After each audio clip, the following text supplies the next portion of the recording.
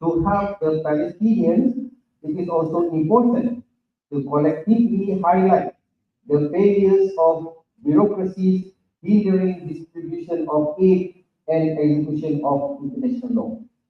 It is also essential to boycott, divest, and sanction those causing the hindrance. Ladies and gentlemen, I will not take more of your time today. Your presence is most welcome and greatly appreciated. I take this opportunity to once again thank you here in support of a shared aspiration to energize peace and criminalize war. From river to the sea, Palestinians will be free. Thank you very much.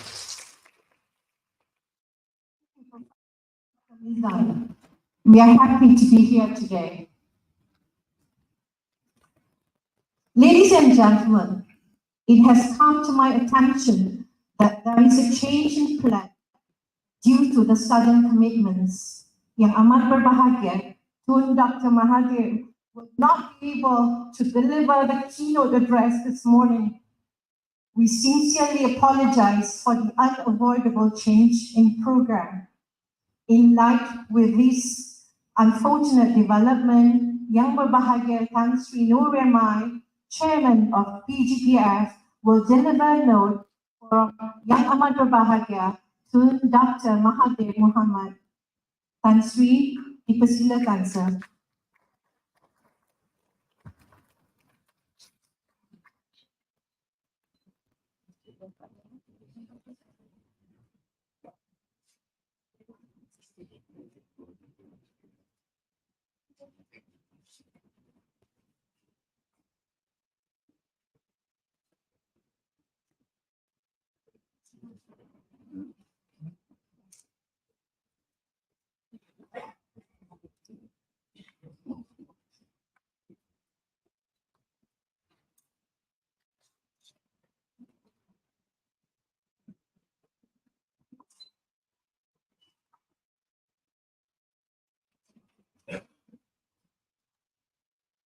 Assalamualaikum, selamat pagi. Yang berbahagia Tan Sri, Puan Sri, Datuk-Datuk, Datin, tuan-tuan partisipan yang hadir pada pagi ini. This morning I received a note, especially from Tun Mahathir, who is now resting in and a simple and short note which I'm going to read for all of us to appreciate his interest in this colloquium. This is his note. Assalamualaikum warahmatullahi wabarakatuh and good morning. Distinguished guests, participants, ladies and gentlemen. First of all, please accept my deepest apologies for not being able to be here today with you. I was indeed looking forward to be reacquainted with old friends and at the same time meet my new ones, people who share similar concerns, aspirations, dreams, and hope. I was indeed looking forward to be, alas, such as is the fate of mankind, we propose, God dispose. Nevertheless, and despite my physical absence, we are all here together for a common purpose, in the unity of purpose. We are all fully aware of what is happening in Palestine and the genocide being committed by the Israelis, the Zionists. We have come to terms that Israel has turned into a monster with no regard for human values. It is openly committing genocide of Palestinians. What we hope to achieve here is first to reaffirm our commitment to the Palestinian cause on how we can up the ante with this two prong.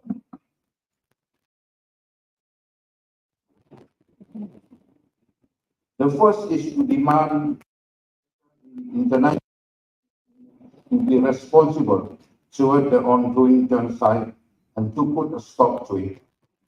Secondly, is to demand and pressure our own government to condemn and denounce the genocide domestically, to subject for harassment and sanction against Israel and cooperation and entities supporting it.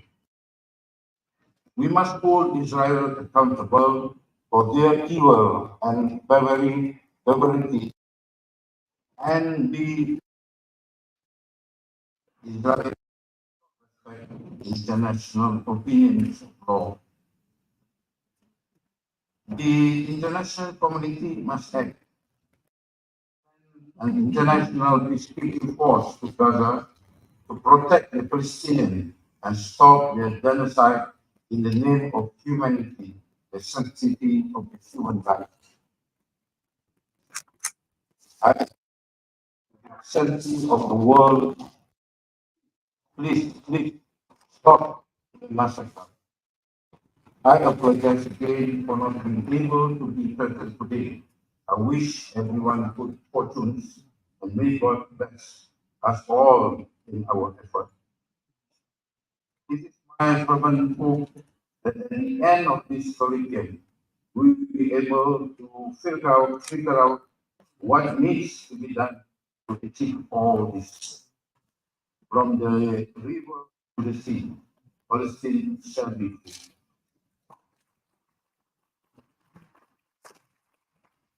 Wassalamualaikum warahmatullahi wabarakatuh and wabarakatuh. Yeah.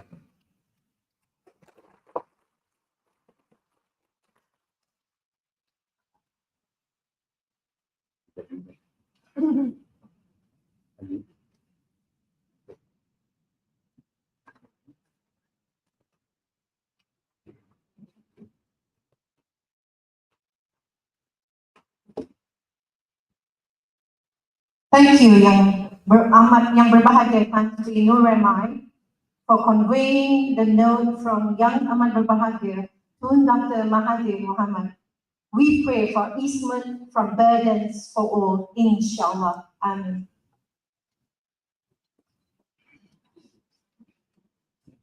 Ladies and gentlemen, will the plenary session speakers yang berbahagia Tan Sri Datuk Sri Utama Dr. Rais Yakin, Dr. Hans Christoph Bonsch-Fornek, Rabbi Yisrael David Weiss, Dr. Maram Zarni, and Professor Dr. Muhammad Nazari, please take the stage, sir.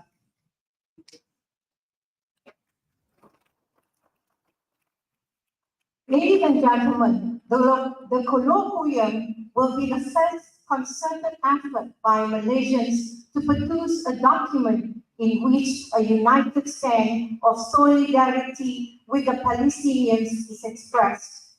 When we first talked about the colloquium, it implied a simple and informal setting. Little that we know, it has now become a mega-sized colloquium. It is made possible because of your attendance here to show your support for a free Palestine. Birah bidam naftika ya Palestine. Takbir. Takbir. Takbir. Alhamdulillah.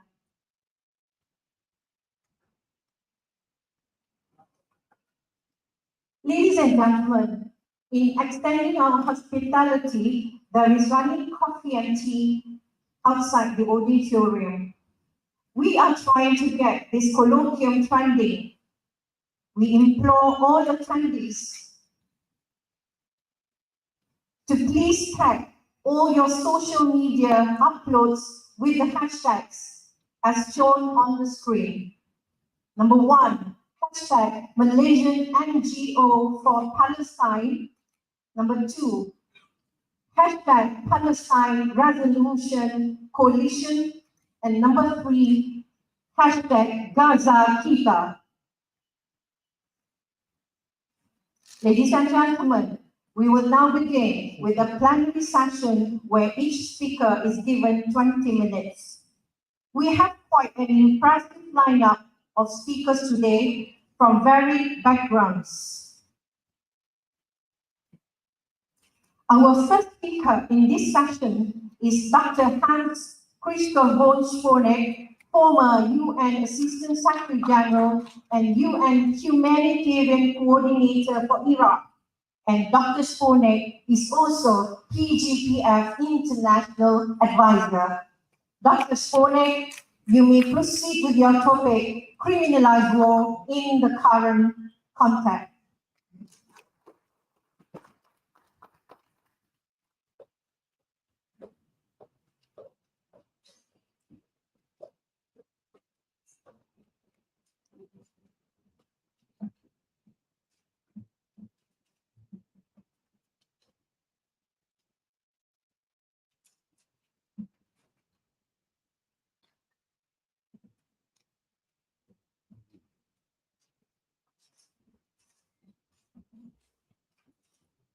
Good morning. I want to start by saying I'm very grateful to the coalition of Malaysian NGOs, and of course to Dr. Mahathir that I can be here. I've traveled many miles to add my voice to yours, to your voice of outrage about the Israeli war against Palestinians. World War II was part of my young life. My father was executed. My grandfather died in prison. My half-brother lost his life in battle. My mother was in prison. I was hiding with my grandmother. As an adult, I again experienced war, this time in Iraq. And now there is Gaza.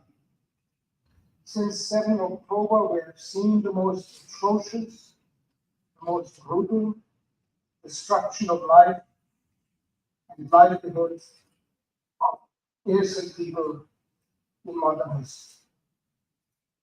In early July, the United Nations tells us that an estimated 38,000 Palestinians have died. The real figure is most likely much higher. The future that lies ahead for Palestinians, has to do with 23 million tons of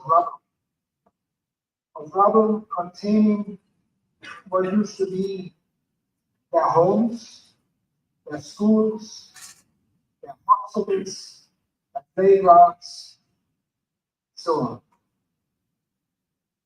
I ask myself, are there any Palestinians left who have not been traumatized by occupying government that has no conscience and has no morality?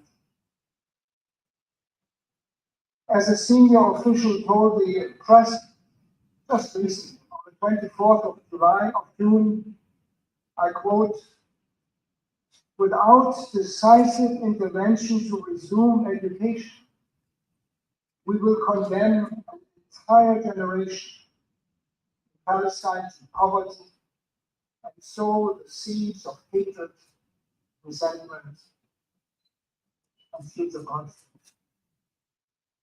Do political leaders, I ask, around the world really understand the implications of what this means for Palestinians, for people in the wider Middle East, and really for all of us, I shudder.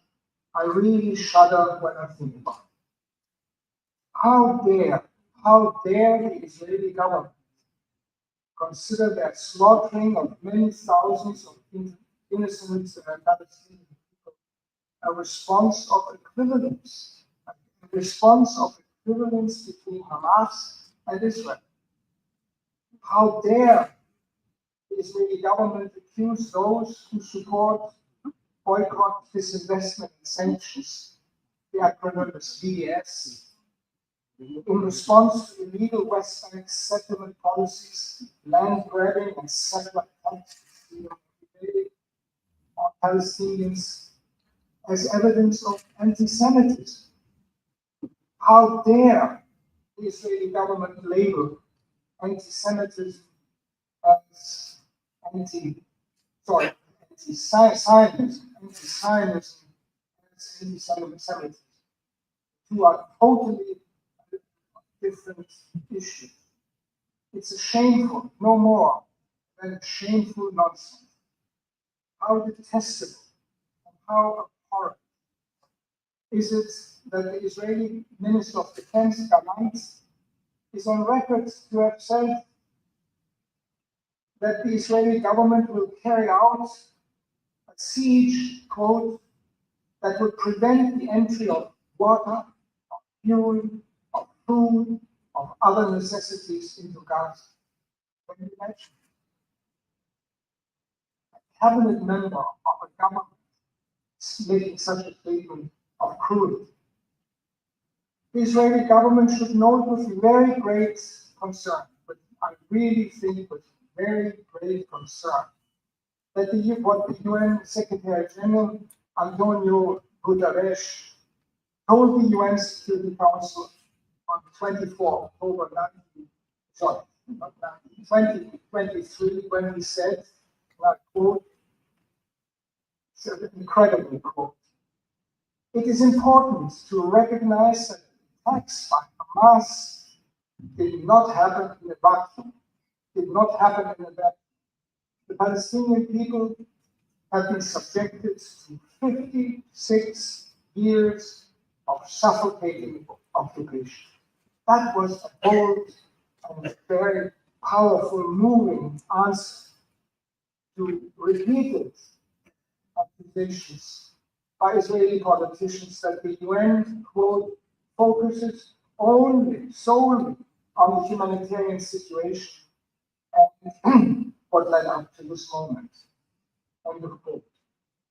While the Israeli authorities identified 7 October as the moment, the UN Secretary General reminded Netanyahu and his government that the moment was not 7 October, but the moment was 11 June 1967, the end of the six-day Israeli war, when a ceasefire agreement was signed that when Israel occupied, seized, stole, if you want, Syrian Golan Heights, the West Bank, including East Jerusalem, Egypt's Sinai Peninsula, and the Egyptian-occupied Gaza Strip.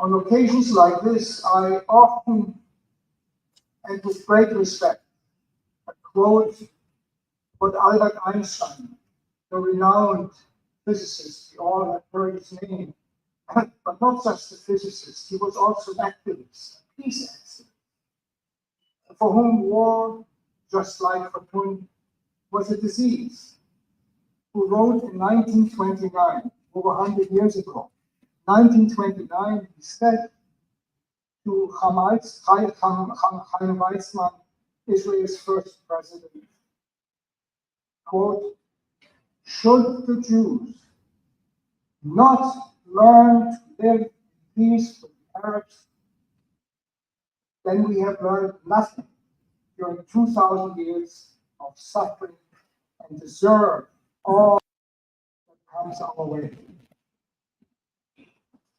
That's an incredible statement that whether Mr. Netanyahu has courage to be reminded, to accept, and to reread this statement. Do we, you, I, we all, do we members of civil society really have need to see more of the killing that we saw on the screen here a moment ago and the suffering of the Palestinian people in Gaza and the West Bank? Must we really continue on our TV screens to every day see these kind of pictures? Or read more about Gaza's human catastrophe in order to speak out? My answer is clearly no. We don't need to see more. We have seen enough. What is needed, what we need to do is to take actions, not just words. I stand in front of you and throw words at you. That's not enough. In any case, maybe you have, I do not have the ability to express my feelings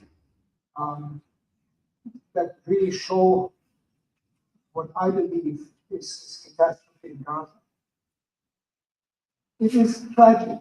It is truly tragic that the political UN, when I talk, often people ask about the UN. My answer, my reaction is, what UN are you talking about? There's a political UN, it's the Security Council and the General Assembly, and then there is the Operation UN. In Malaysia, you know very well the Operation UN, UNICEF, WHO, UNDP. These are operation bodies, totally different from the political UN, the Security Council, and the General Assembly. And it is tragic, I started to say, that the political UN is so deeply divided by geopolitical polarity and therefore incapable to carry out its peace and security mandate.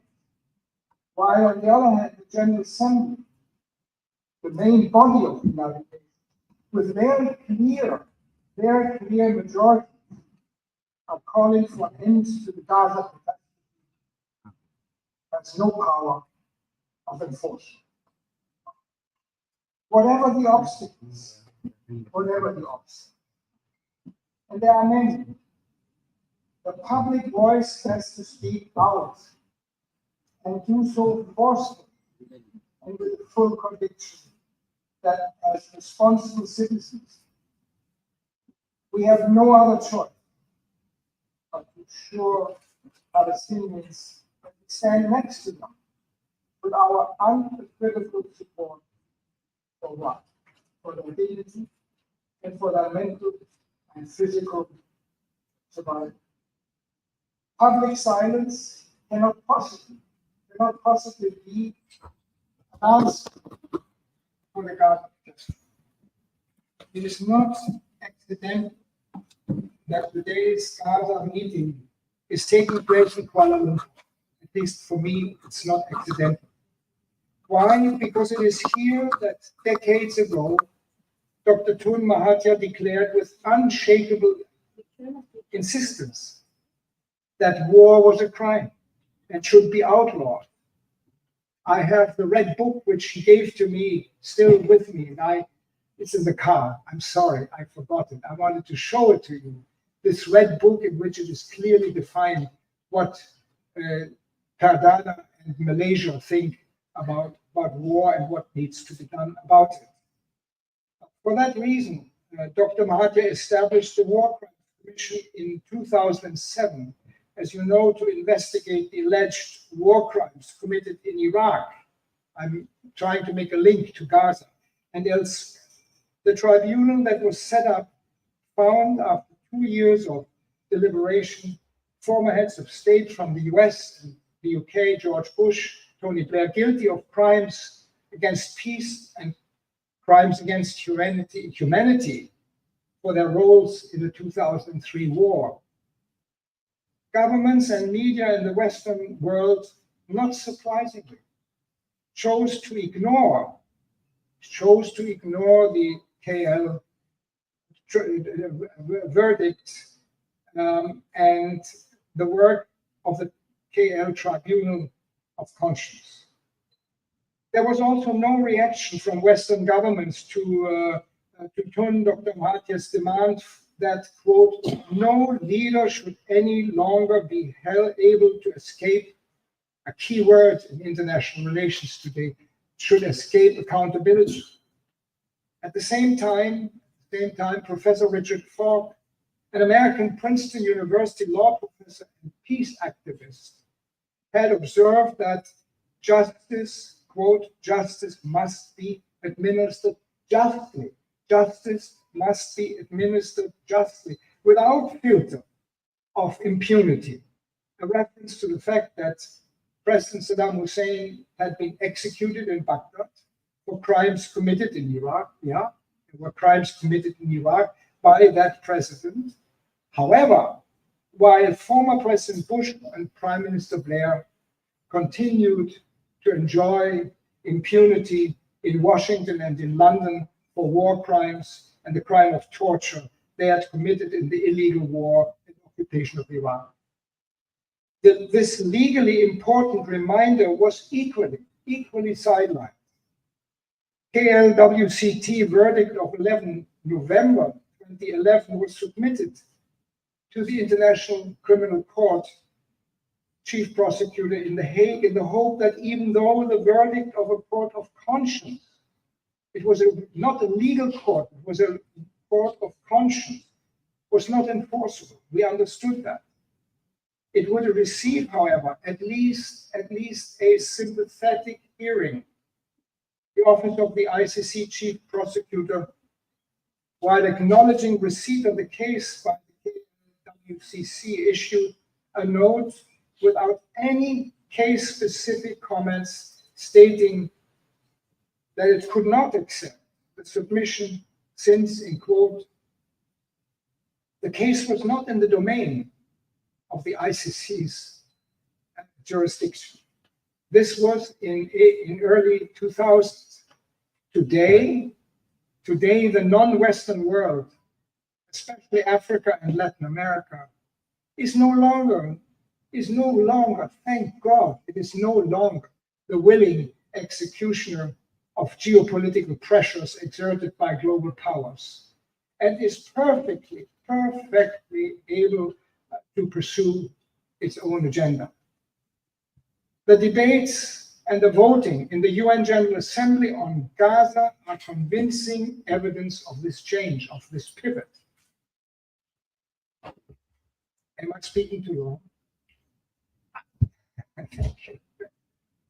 It was in 2024, not in 2000, this year, that a resolution rejected by the US and the UK was passed in the General Assembly with 143 countries, 74% of the General Assembly, including China, France, and Russia, 3 permanent members of the Security Council, agreeing to the admission of Palestine as a full member of the United Nations.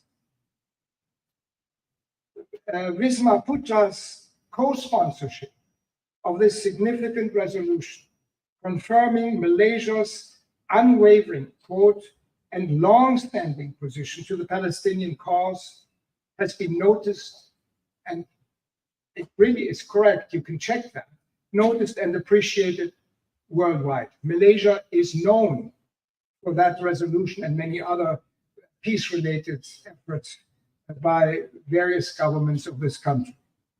The Arab Middle East, of course, welcomed this outcome.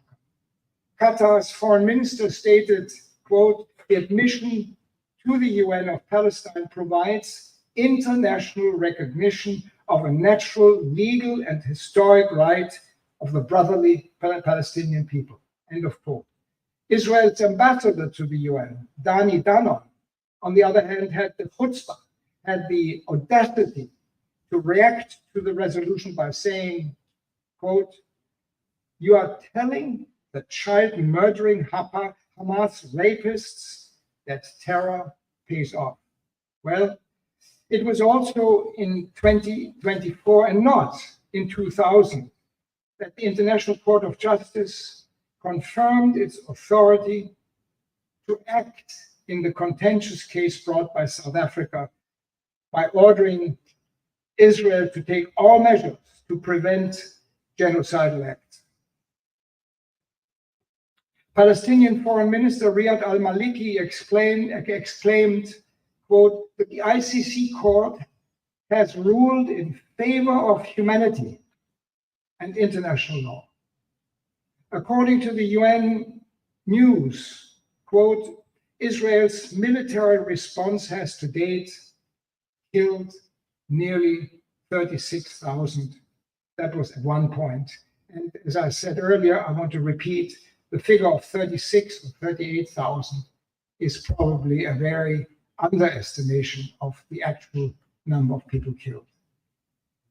Bear with me a little bit longer, and then I will come to an end very soon. But I want to say in May 2024, the chief prosecutor of the International Criminal Court, unlike when Dr. Mahathir made his submission 20 years earlier, Karim Khan requested the court, a non-UN court, by the way, to issue arrest warrants against Israel's Prime Minister Netanyahu and his Defense Minister Gallant, as well as 3 Hamas leaders.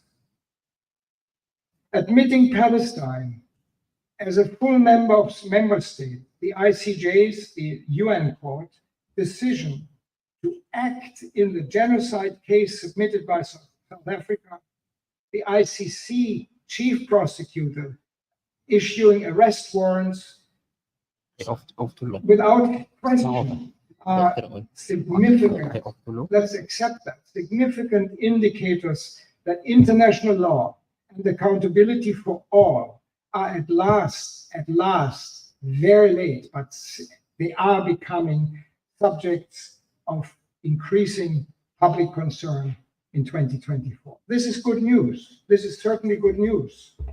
But, and there is a big but, the good news, ladies and gentlemen, becomes bad news, no news, unless intentions, good rhetoric, translate into actions and implementation.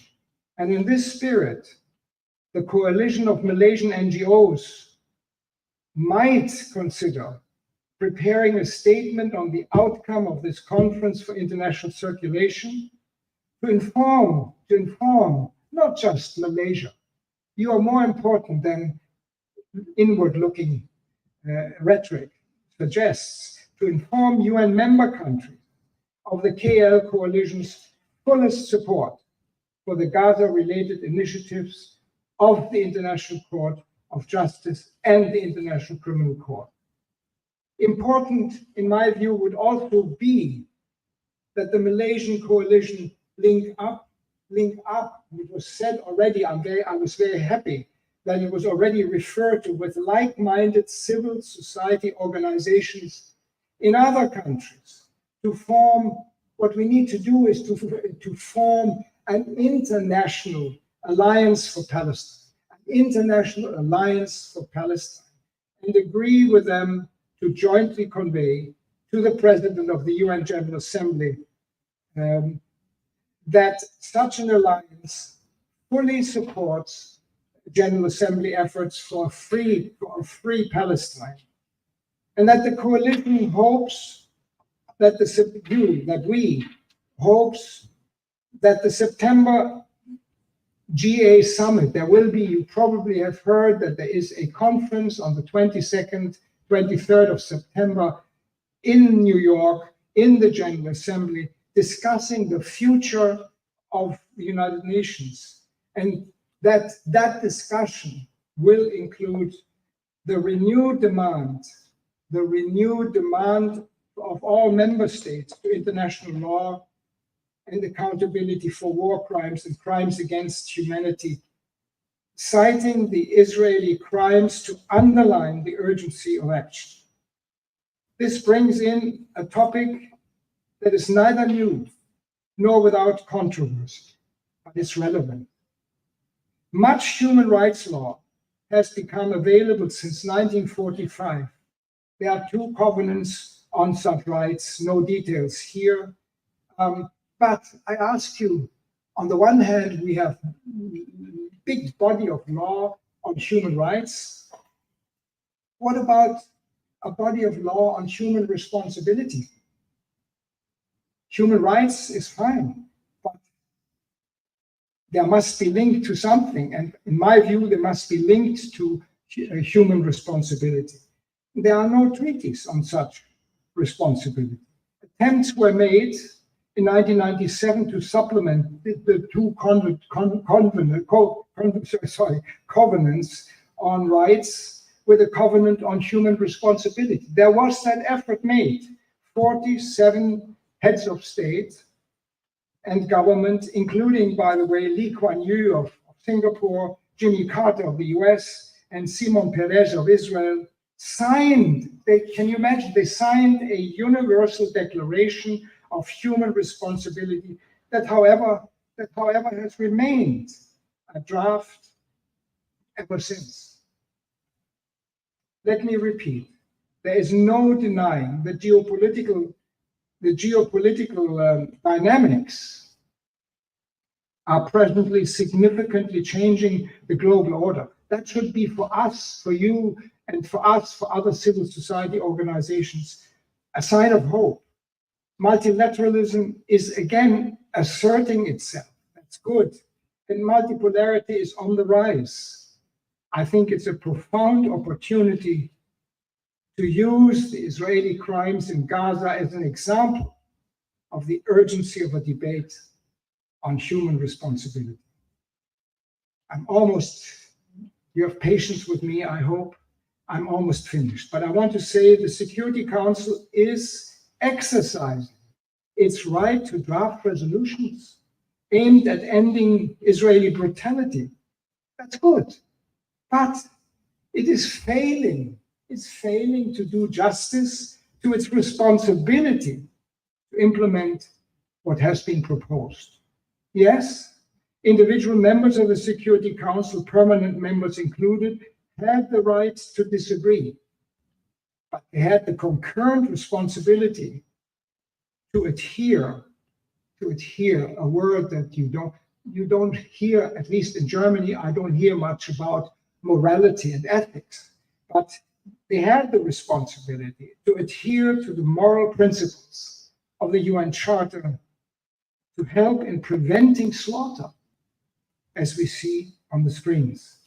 Had there been a covenant on human responsibility, dissenting members of the Security Council would have had not only the moral, but also the legal responsibility to consider people protecting action. And in the end, I want to say, as Israel has been for decades entirely dependent on the United States for financial and military support, it is for the US government, the only government with the authority to end the Israeli government's atrocity in Gaza. And in that respect, the US should have and could still have continue to end arms deliveries to Israel. Also, the existence of a covenant on human responsibility, not just human rights, would have made it more difficult for the US government to play a double game by supporting increased humanitarian supplies for Gaza and at the same time increase military supplies for the Israeli military to sustain its butchery, its carnage in Gaza. Unless, of course, the US was willing to act bilaterally and break multilateral law, as they have done elsewhere in the past. Examples: Afghanistan, Libya, Iraq. Had there been that link that I've been talking about between formal rights and formal responsibility, there can be no doubt in my mind that much death and much destruction in Gaza, as well as the West Bank, could have been avoided. Very end, I want to say, I want to insist, I really, for myself and for my friends, I want to insist that human rights, please, human rights get their value only through application. No human rights on paper mean nothing. When you do something that you have said you want to do and you do it, that means something. Well, I'm sorry if I spoke too long, but I want to say in the end, thank you. Thank you once again, Coalition of Malaysian NGOs, for having given me this opportunity to be here. Thank you.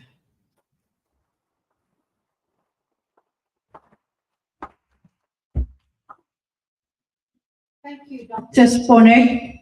Very insightful views. We rarely get unbiased realities on the current subject matter and that of criminalizing war. Thank you, sir. I have a little announcement to make. I'm sorry.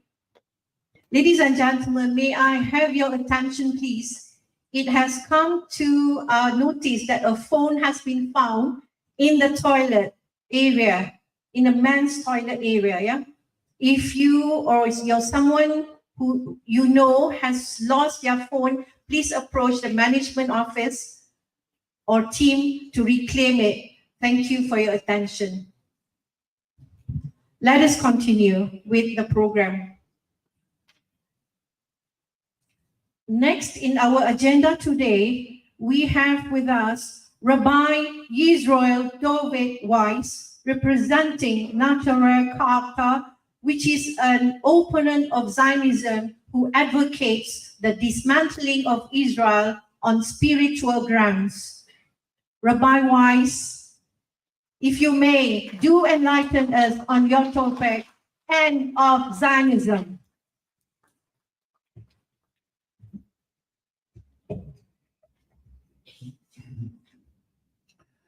With the help of the Almighty, I pray to the Almighty to bestow upon me His truth, His wisdom, that I may be worthy of conveying His message, and so, inshallah, sanctify His name and bring peace to the world. Amen. Assalamu alaikum, greetings to everybody. I'm humbled. It's a great honor and privilege to be here by such an august gathering. And of course, the first thing is that we are concerned and pray for the immediate return to full health of the esteemed His Excellency Dr. Mahathir, who's somebody who's in the front of standing for the human rights, standing for godliness, standing up for the rights of the downtrodden and for the people of Palestine.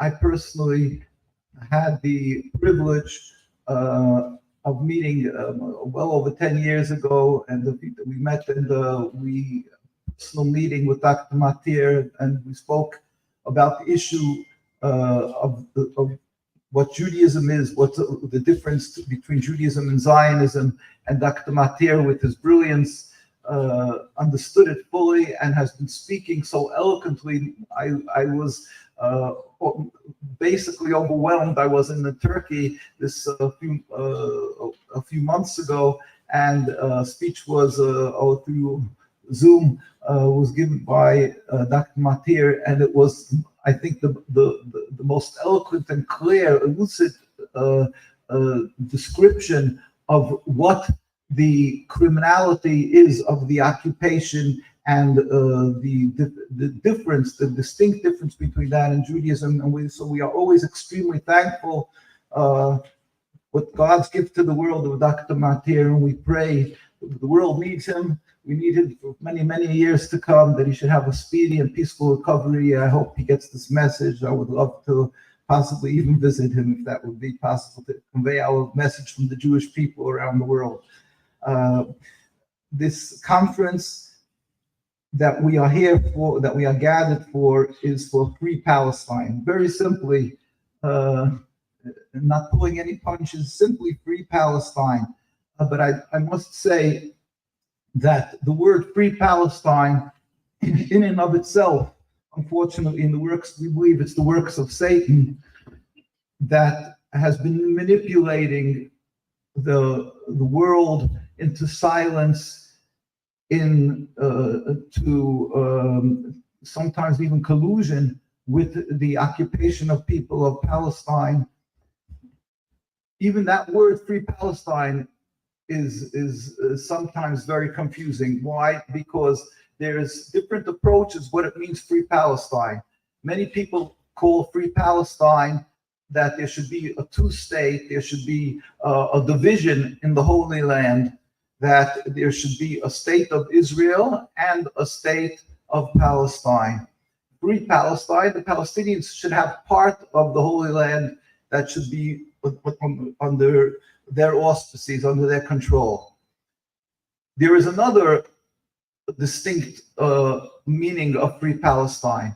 Free Palestine would mean free what was taken in 1948. Free entirely what was stolen. We as Jews are here to explain that we cannot, because we are Jews, we cannot accept the understanding that it means a two-state. We cannot understand that people should come in the name of our religion, in the name of Judaism, and claim they have a right to simply usurp, to take half the land of Palestine. That doesn't give, it's not acceptable, it's not Judaism, it's contradictory to the core religion of Judaism. It's totally antithetical, it is contradictory, it is illegal, and all the other words that you can find in the thesaurus that would refer to that, that's what it is. Zionism is a transformation from the religion Judaism to nationalism. Judaism is a religion of 3,000 years practiced by Jewish people who accepted this covenant to be subservient to God, accept the laws that the Almighty God gave us 3,000 years ago. It is given by God. God is above the concept of time and space. Therefore, the Torah that he gave us, the laws, is also above the concept of time and space. It is relevant today exactly as it was on Mount Sinai when we accepted the Torah, and it cannot be altered. This ersatz Judaism, this Zionism, this nationalism that has been created and formed by this group that was in Europe in the 1890s and so forth, this group of people who came along and decided they have a form, what they would call Judaism, that is not my Judaism. It's not what we gave our lives for 3,000 years, and we're ready to be burnt alive, tortured, and died for 3,000 years in order to uphold this covenant that we made with God. They cannot take the liberty and do it, play with it like you play with Play-Doh. It's not theirs to play with. It's not their religion. They have no right to touch it, and they have no right to speak in the name of Judaism, in the name of our religion. It is a movement, and let them give themselves a movement, a name that to refer to what they are as a free movement in and of itself. Don't put it on, connect it and try to conflate this movement of Zionism with a religion of 3,000 years. Therefore, we are here in Malaysia at this critical, momentous gathering from the PGPF and MCM, MyCARE, and BDS, and so forth and so on. I mean, that are here, the gathering together. Each and every one of these groups are trying desperately, as the distinguished Dr. Hans spoke, with people are trying to correct this terrible crime that we are watching play before our eyes. Each one in their own right are trying to correct this and doing what they can. So it is really critical that this meeting takes place. And we are, again, I'm humbled that I'm able to speak here. And again, and I really hope that with God's help, I should be able to just shed some light on some issues that will help, that the world should be able to do something, end this carnage, end this works of Satan, the occupation of Palestine. We are here facing a awesome enemy. We are facing the powers, again, I keep on repeating, facing the powers of Satan, because human beings have good in them. Every human being was born with good that God gave them. What is being perpetrated in front of our eyes, day in and day out, minute by minute, hour by hour, people spend too much time on their iPhones, on their smartphones. They're spending a lot of time, and they're seeing this minute by minute, and they're watching this. That would over 9 months is the period of a child to be born. So a life should come into this world. It's over 9 months. We're holding by 10 months. We're watching the murder of most probably well over 40,000 people, the people that are under the rubble. And again, I don't want to use this precious time to speak about every precious human life that is suffering over there. We spoke about somebody lost a cell phone in the bathroom, and that's causing somebody some pain. Imagine what the people in Gaza who are going through hell, heat, cold, lack of medication, lack of toiletry, lack of every basic human dignity. We can't, again, I'm speaking, preaching to the choir, as it is said. I don't want to do that. And really, the whole world is the choir. The world is watching this. But it is only the works of a satanic power that can do such a thing. But we have to understand what gives them that power. They are using two very powerful weapons. One weapon is God, the Almighty. They're using the Torah. They are claiming that God gave them the right to be the rulers over the Holy Land. It was given to them de facto. It's theirs. And if anybody is in that property, they're there according to the will of this group, this controlling group of Zionism and their state. If they don't want them, they don't belong there. The second power that they're using is that anybody who dares to disagree, who stands up in opposition, who complains, who speaks up in opposition, it's the reason of that person speaking up is because there's an ingrained hate to the Jewish people. There is anti-Semitism. They hate the Jews. That is the reason for the people who are complaining, who are opposing their treatment of the Palestinian people. And the Palestinian people are certainly the villains themselves, part and parcel of the Nazis of anti-Semitism. This is the mantra, this is the narrative that is the two weapons of Zionism. Therefore, it is obligatory upon me as a representative, with the help of the Almighty, of the Jewish religion, not the many Jews around the world, the religion itself, the Jews who are true to the Jewish religion around the world. I'm here with God's help to simply broadcast, to clarify, to speak and explain and educate what this is, this Jewish religion, and the ones who are true to the Jewish religion, what is their view to this occupation. It is very simple. When Zionism started, it started in Europe, in Vienna, in Austria. At that time, the rabbis around the world, and we published a book, Neturei Karta published a book called The Rabbis Speak Out, a 130-year record of religious Jewish opposition to Zionism. This was the voice, collectively, from the rabbinical authorities around the world to explain the basics. What is Judaism? And what is our view to Zionism? So with God's help, I will explain just very concisely. Judaism, as I said, is a religion of 3,000 years to be subservient to God. That is what God wanted of us. Part of being subservient is that we have to emulate God. Mahu racham mafatate racham. Just as God is compassionate, you must be compassionate. We are not to kill, we are not to steal, we are to do kindness, emulating God.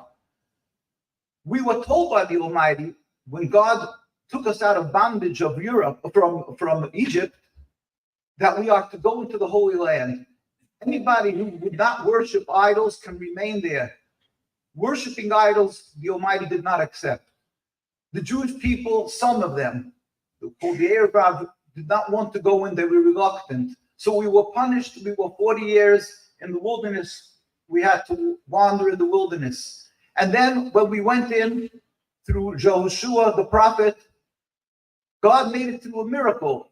If anybody reads the books of the prophets, the walls of Jericho sunk. They walked around the walls of Jericho and they sunk.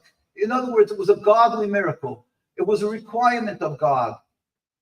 But God stipulated in the Torah, which is very clear. The Torah today is very accessible in any language. God said to the Jewish people, he stipulated that it is a holy land, and in order for us to live there as a nation, we have to be at a very high level of spirituality. And if we will not remain on that high level, then we will be rejected from the land as a nation. And there's anybody who looks at the books of Jeremiah, Ezekiel, Isaiah, all the prophets, that they warned the Jews that they're not on that level. And eventually, the result was, as it says in the Torah many times, it's replete with these verses, will saki haaretz eschem, eschem v'tamachem also. God will, the land will reject you if you will desecrate the land. And that came about with the destruction of the temple 2,000 years ago. We were sent into exile 2,000 years ago, not because we were lacking guns, not because America didn't donate to us some phantom fighters. It was because of our sins. And every Jewish person who is true to the religion says now it says in our prayers, the daily prayers, and the monthly prayer, the holidays. In the holidays we say,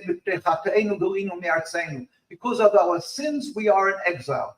The Almighty sent us out to be dispersed amongst the nations 2,000 years ago, and we were put under 3 oaths of God. As King Solomon, who built the temple, wrote in his prophecies, we are not to return en masse to the Holy Land as a nation. That is a directive by God, an oath. Secondly, we are not to rebel against any nation. Thirdly, we are not to make any attempt to end exile. After 2,000 years, Jewish people went through much trials and tribulation, much suffering. We went through the Inquisition, the Crusades. It's all there. Anybody can go to Spain, to Portugal. You can see. We went to Italy. You can see where the Jews were banished. In England, there's a town called York. We're living in New York. I am. York is a place where the Jews were supposed to be given protection, and they paid for protection from the city, town. And York, there's a big hill in the middle, and there is a fortress where the Jews, there's a big sign on the bottom of the hill, a big, big sign that says the Jews, I think 400, I don't remember the number, 400 Jews and Jewesses were murdered. They were burned. They were killed because they took their own lives. They slaughtered themselves because they didn't want to be murdered. They were going to be murdered if they didn't convert out of Judaism. And the rest were burned. Simply because they held on to their religion. So we went through suffering. The Inquisition, everybody knows the Inquisition, that people were forced to convert to Christianity, and if not, they were murdered. The Jews suffered tremendously, yet we never attempted and we never went and built our own sovereignty, our own state. And the reason for that is because it is forbidden for us. We believe the Almighty rules the world. We are forbidden to reject God's rule of the world and say, we'll take matters into our own hands and make our own state. God wants us dispersed amongst the nations. There will come a time This is the basics of Judaism. There will come a time we yearn and we pray for. There will be a time when the Almighty will end this exilic period, where all nations will recognize one God. In the across from the United Nations, it's called a place called Dag Hammarskjöld Plaza, and there's a wall, a conclave wall that says a verse from Isaiah that the wolf and the sheep will rest together. They will beat the swords into plowshares, and there will not be war anymore. That day will come. There will be a metaphysical change where everybody will recognize God. That is what we yearn for. We don't yearn to return in order to have a piece of real estate. We yearn to return to be under the wings of the Almighty, so to say. When God will rule the world, and there will be a recognition that there's one God. That day will come when all humanity will recognize one God. We will all worship Him together. Not that everybody will become Jewish. No. The world will recognize one God, and we will all go up and serve God in harmony. That anybody can become Jewish. That's like, again, I have to say that because people, some have always say to them, are you allowed? But not allowed. That's a separate issue. That's not our issue here. But the world will come together and serve God in harmony. It says, all the nations will grab together, will hold themselves together and go up and serve God in harmony. And then that is what we are looking for. The purpose of our living on this world is to bring glory to the Almighty. The pinnacle of that is when God will reveal His glory, all the world will come up and serve Him in harmony. That is what Jews pray for, what we yearn for. But till that day comes, when God will make this metaphysical change, it is expressly forbidden for the Jewish people to attempt physically to go up with their own hands and create their own sovereignty. That for 2,000 years, we never did this. We suffered, and we never attempted. We had the golden age of Judaism. We never attempted to make a so-called Jewish state. The Zionists, who are the Zionists? The Zionists were people who are non-religious. I carried around the picture of David Ben-Gurion reading the Declaration of Independence in 1948 in Independence Hall. You will look at the dais. Now, this is a mostly Muslim country. You look at all the people, the women cover their heads. They go and you'll go. There's imams, there's sheikhs, there's ayatollahs, there's leaders, religious leaders. If there would become there's a creation of a Muslim state, you would have the leaders of this movement would be the sheikhs, the imams, the ayatollahs. When you would have a Christian state, it would be priests. It would be a pope. It would be so forth. Here they're making a Jewish state, supposedly. They're using the symbols of Judaism, the Star of David. They're calling to the world and saying, this land is ours. We have a deed. The Torah is our deed. It's our land. And you see sitting at the top there, you can't see anybody covering their head. Maybe somebody is covering their head. We have to wear, every Jew is required to cover their head, wear a yarmulke. It's called Yorei Malka, you're fearing God. Every Jew covers their head. It's required. And here, you see that sitting here creating this momentous, this historic occasion, a Jewish state, and you don't even see a religious Jew over there. And yet, they're demanding from the world that they should be recognized as patrons, as leaders, that's their land, and that anybody who's on that land has no right to be there with ownership. So it is a farce. It is hypocrisy and it is false. The rabbis spoke up and they said, no, you should just know that they are not the representation of Judaism. It's not permitted for us to make this state.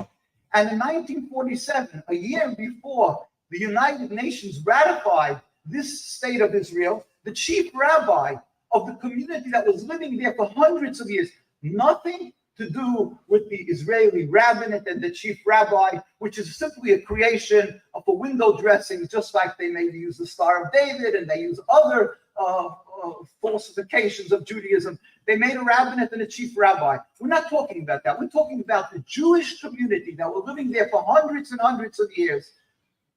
They, as God-fearing people, had their rabbis. And I have to again explain, we are forbidden to return en masse as a sovereignty, as a large number, but as individuals, God permitted us to be there, and we were living there. In fact, we were thrown out by the Christians at a certain time, and that Suleiman the Great, as I believe is pronounced it, was the Muslims took over the leadership, and then they allowed the Jews. They tell the Jews come back in, and the Jews were able to build up their community. So for hundreds of years, and they lived together in peace, Jews and Muslims, as they did in every single other Muslim land. But we have a distinctly different religion. It was never an impediment to coexistence. We lived together. And so we did in Al-Quds in Jerusalem. And when the Zionists came and they wanted to create the state in 1947, the chief rabbi of this God-fearing community pleaded with the United Nations. And it's in the United Nations documents. His name was Rabbi Dushinsky. And on July 16, 1947, he said, we furthermore wish to express our definite opposition to a Jewish state in any part of Palestine. This is what the chief rabbi said in the name of the community. He passed on. It's a lifetime position. There was another one then with Rabbi Teitelbaum, who moved to New York and urged his people to leave, that they shouldn't be giving unwittingly support to the occupation, and tens of thousands moved out.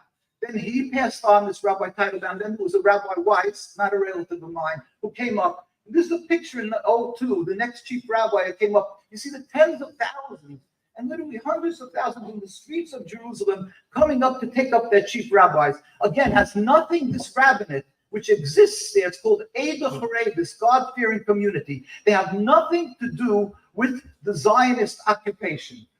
They do not serve in the army. Maybe you heard what's going on lately. The Israelis are trying to force them to the army. They get attacked. They get ruthlessly attacked. Our rabbis get assassinated. We get arrested. Boys and girls who turn 17 become automatically criminals if they don't register, if they don't.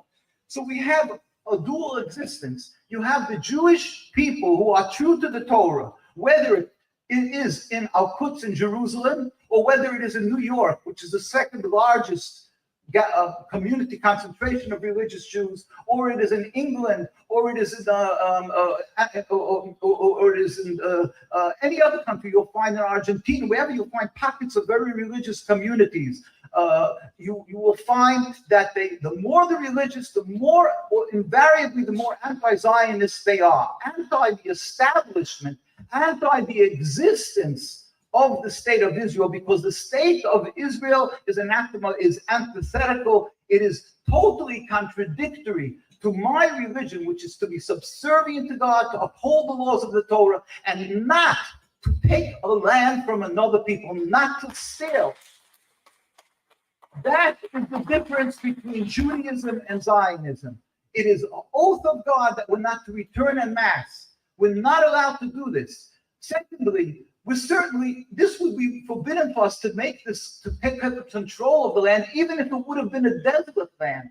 Let us just say, hypothetically, the land would have been an empty desert, and they would have come along this movement of Zionists and said, we want to create a land, a state. Our rabbis who are true to the Torah, not only the rabbis, the laymen, the Jews who know the laws of the Torah would have said, excuse me, this is forbidden for us. We don't want to have anything to do with your creation of the Zionist state. We have nothing with it. It's unacceptable. It's not Judaism. You're rebelling against God.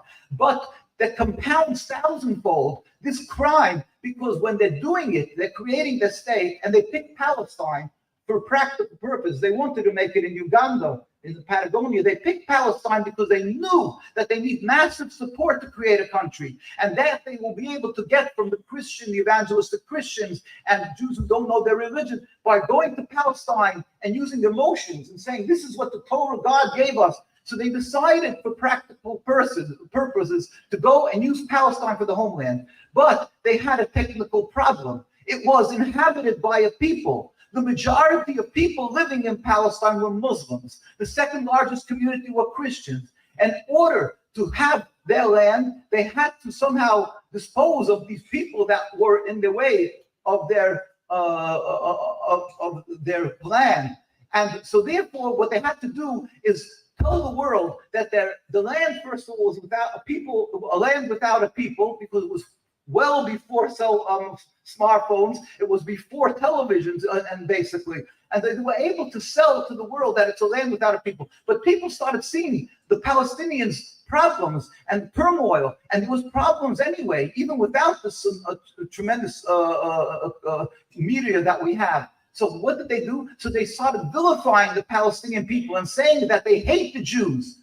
They decided that they used the second tool of theirs, the second weapon, by saying the ones who are opposing us is simply because they are selfish, they don't like the people to come into that land, they hate the Jews, they're anti-Semitic, and they're a continuation of the Nazis. Therefore, you will find they make Yad Vashem, and they make memorials for the Holocaust constantly as a theme, using that to explain why they should be supported and should be sympathetic, because the world was silent by World War II when Jews were suffering, and therefore there's a guilt feeling in the world that they should be, you should be sympathetic to their forming the creation of the state of Israel and support them. So they use anti-Semitism as a weapon, a tremendously powerful weapon that is abhorrent, that is revolting, that is part of the Nakba, because the Palestinian people, as in the Arab and Muslim countries, took the Jews in by the Inquisition, and until recently the Jews were taken and embraced and given a home that we should flourish, and we put out our greatest rabbis in these lands, including in Palestine under the Ottoman Empire. And that's a fact of history. And we have one of my colleague who's sitting with me here, who's Rabbi Rosenberg. His grandparents left. They didn't want to be under the occupation, but his grandmother was sixth-generation Palestinian. They lived together in the same courtyards and babysat each other's children with a distinct different religion. It wasn't an impediment to coexistence, to love, to be able to live and serve the Almighty in joy. That was a fact. Zionism creates a narrative. Their weapon is this narrative that it's the hate of Jews, that it's inhumane, that people are inhumane, the Palestinian people. And with that excuse, with this, that the world is unfortunately guilty, that 76 years, they kept on hearing this narrative and nothing was done. Eventually, when you hear it and hear it and hear it, it finally gets embedded in one person. It becomes a fact. They were so successful, it's a satanic thing to do, that they were successful to create that the Palestinian people are not humans anymore. They dehumanized the people of Palestine, that the world could be silent and watch as if you would be exterminating bugs in a field of wheat.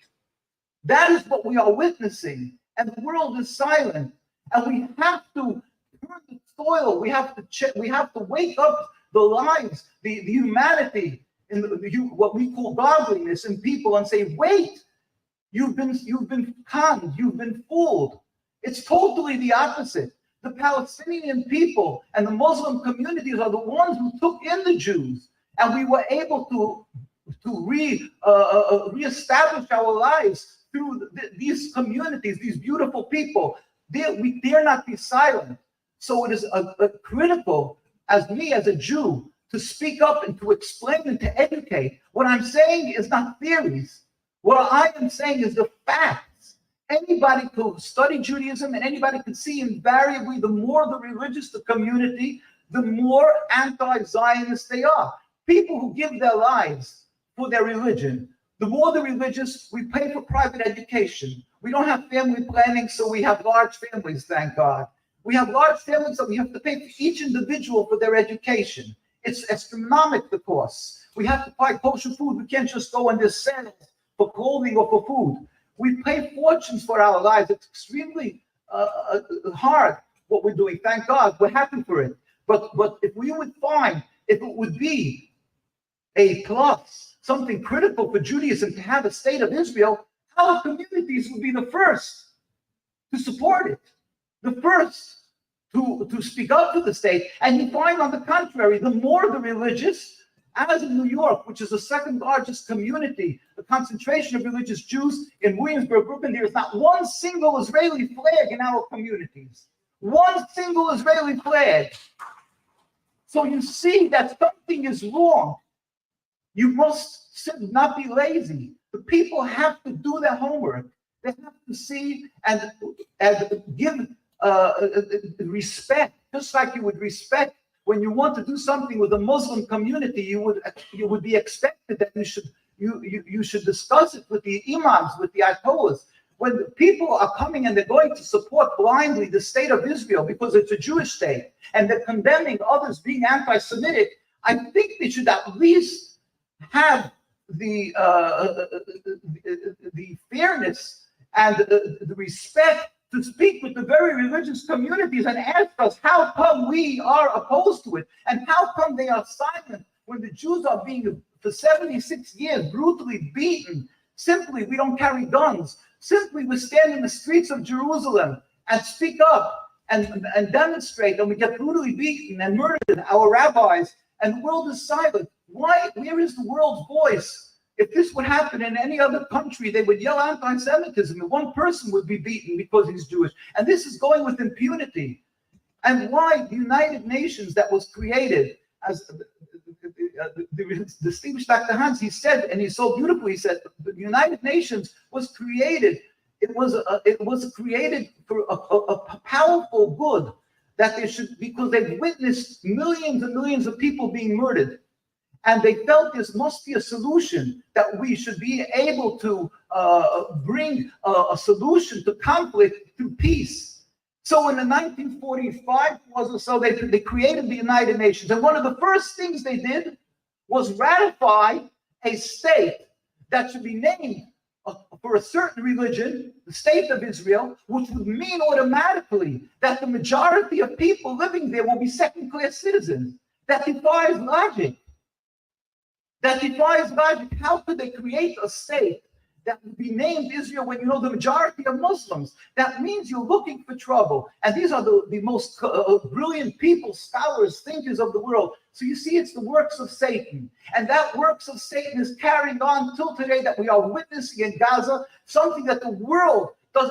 And Dr. Martyr is one of the great people of the world. And anybody who has a heart and soul understands and is saying, where is the world? How come they're still silent? The answer is because it's satanic, and the power is because they dehumanize the people of Palestine. We cannot be silent. We are pleading with the world. We are pleading with the world leaders. We don't know what we can do, but we convene here today in Malaysia. We are convening and we're trying. We are attempting to tell the world, please respect logic. It is an insult to basic human logic when you stand silently and you say it's the Palestinians that because they're guilty, they're villains. This is an insult to basic what God gave every single human being. And there will come a day when people will turn back 20, 30 years from now, just like nobody can understand how come there was apartheid where black people were considered second-class citizens, and the United Nations recognized their ambassadors, and he was called His Excellency while they were carrying this on. And the ones who stood up in opposition, Dr. Nelson Mandela, when he stood up, he was for 27 years in prison. And in America, you had niggers and Jews were not allowed, had to sit on the back. The niggers had to sit on the back of the bus. Excuse me for using that terminology, but that's what they had on the signs. You couldn't drink from the same fountain for water. And there were signs there in the South that said niggers, Jews, and dogs not allowed. And this went on in the country that said, in God we trust. And I'm not trying to in any way belittle the people, because it's the works of Satan, because they don't realize, the people, humanity doesn't realize what they're falling into. Their common sense is gone. It doesn't make sense. And one day, will that stop? And everybody understands racism is evil, is ugly. And nobody can understand. Your child will never be able to comprehend how you were able to accept that. And the ones who stood together with that are looked at in a very bad light. The same thing is with Zionism. It does not have any justification. It has absolutely no justification, the occupation from day one. And the day will come when the leaders of the world will tear the hair from their head, when they will think why God blessed them with the power to do something and they didn't do. We dare not be silent as human beings. We must speak up, and we don't know how it will come about, the relief, but we are required to stand up and speak up and plead with the world leaders to respect the voice of righteousness, the voice of the Jewish people, because they're speaking in the name of Judaism. Hear what the Jewish rabbis are saying, the leaders of the community, and do not be guilty of that you were felt to intimidation because you had to hold your position. God gave you that gifted position of being a president or a prime minister. Do it what's right. Use the gift of God properly.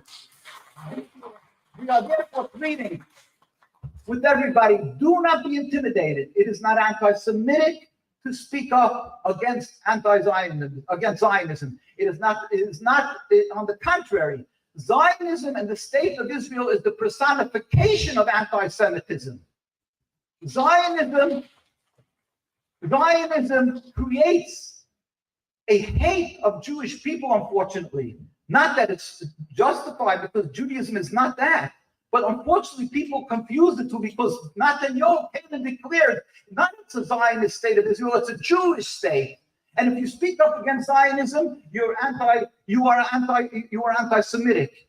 And they're making laws and resolutions, and they're punishing professors, and students are losing their tenured professors. And so this is ongoing. It's unbelievable, and it's an insult to basic logic. But we dare not be silent. On the contrary, this is a hurt. My grandparents were killed in Auschwitz. People died constantly for being Jewish. And now somebody's committing a crime. And if you stand up against them, you call that anti-Semitic, you're watering down the concept of anti-Semitism. It is an evil to the Jewish people. It is an evil and injustice to the Jewish people and to what our suffering of anti-Semitism. So do not be silent. Speak up. And do not be intimidated. Thank you, Rabbi. I'll finish with this. Therefore, be careful. Don't call it a Jewish state. Don't say the Jews, because that's exactly what Netanyahu and their evil state wants.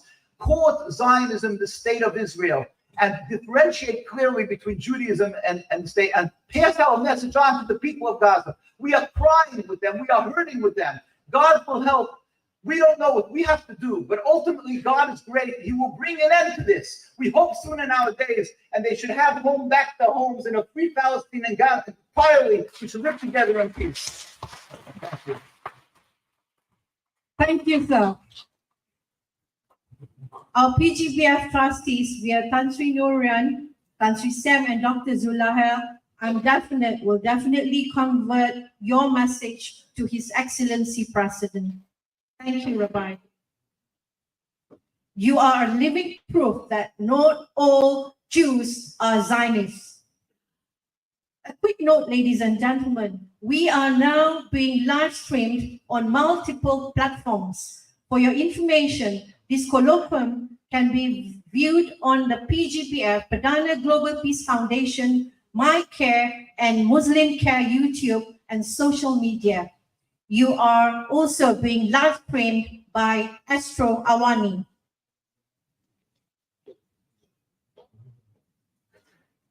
This year, Dr. Mauzami is nominated for the Nobel Peace Prize after years of activism in human rights and works in genocide scholarship covering studies from Asia to the West.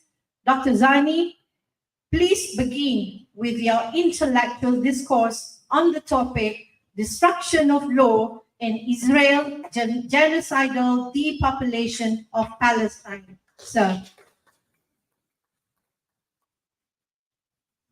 Thank you very much. And thank you to all the organizers, and also my sincere wish to Dr. Mathur to be able to return to his normal schedule. I also like to take this opportunity to express my personal and deep gratitude to the people of Malaysia. Back in 2012, as you know, my own country likes to call itself Buddhist, began what my wife and I called the slow burning genocide of Rohingya Muslims in Western Myanmar. And I was the first.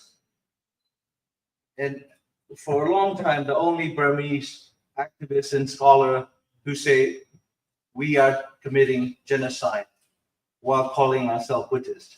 And at the time, I was teaching in Brunei, and my employer there was more interested in making business deals with the Burmese military junta that was looking to explore natural gas production with Brunei and other international investors. So I was told to essentially shut up and say, just write academic articles about the genocide published in academic journals, but not to inform the general public within ASEAN or internationally. So I took refuge at the University of Malaya that took me in. Then I was allowed complete freedom of academic work to continue on. I want to start by saying that genocide is a crime against all of us who have conscience and compassion. And to me, irrespective of our background in ethnicity or nationality or political allegiances or geography, what defines us as humans are just two things: conscience and compassion. And those are two things that bring all of us in this room. And none of us is suffering directly from the Israeli bombs and drones and white phosphorus and other types of weapons of community and mass destruction. And yet here we are. We are prompted to be in this room or to be online watching this event because we feel the pain that the Palestinians have been suffering for the last essentially 76 years, since Nakba of 1948. But the history of the conflict did not begin in October 7, 2023. What happened on October 7, if many people think is a provocation by Hamas, is wrong. And if you characterize it for what it is a jailbreak, prison breakout. There were 2 October 7s, but the world only knows October 7 of 2023. On October 7, 1944, just several months before the Soviet Red Army overran the Auschwitz and drove out the SS and Nazis on January 27. There was a prison revolt, and the Jewish Sonderkommandos who were tasked to take care of crematorium after the SS did their business of mass guessing Jewish victims as well as non-Jewish victims, roughly 1.2 million in vast Auschwitz camp. A group of Sonderkommandos, with the help of Polish, workers that came in to work in the camp, killed 4 SS officers and blew up the crematorium. Number 4. There are 4. So the crematorium was blown up partially because they were not professionals. They knew that their turn will come. And so it happened on October 7, 1944. I've been to Auschwitz 4 times, spoke there, did a film about it to educate my own Burmese people about what genocide was, what the international law mandated states to prevent, not simply punish the perpetrators. Actually, I didn't have any Palestinian friends until October 7th last year. My first encounter with the Palestinian was not pleasant. I was a young student at the University of Wisconsin-Madison, and I was working as a part-time student worker in a grocery store owned by a Palestinian professor, a scientist. Instead of stocking the cans and vegetables, I was just simply reading at the catches. So he sacked me. So that was my first experience with Palestine, or Palestinian person. So I got sacked. You know, if you're a student, poor and struggling, and you lost the first job you got, you're pretty angry at your employer. But I take the genocidal crime seriously because it is an affront to all of us who consider ourselves decent human beings. And the second point I want to make it, I came to the subject of genocide through a very direct link to the Nazi genocide. One of my academic advisors, who became a very close mentor at the university there back in 1992 until 1998, was a German-American named Robert Cale. He was born in Milwaukee, just outside of Milwaukee. And when the Second World War broke out and the United States entered the war in Europe, because of his German language fluency, he spoke German at home with his migrant German parents. And he was at the time studying at Harvard, so he enlisted to go and fight the Nazis. And he was sent to one of the Allied occupied areas to be military intelligence interrogator of SS officers who surrendered.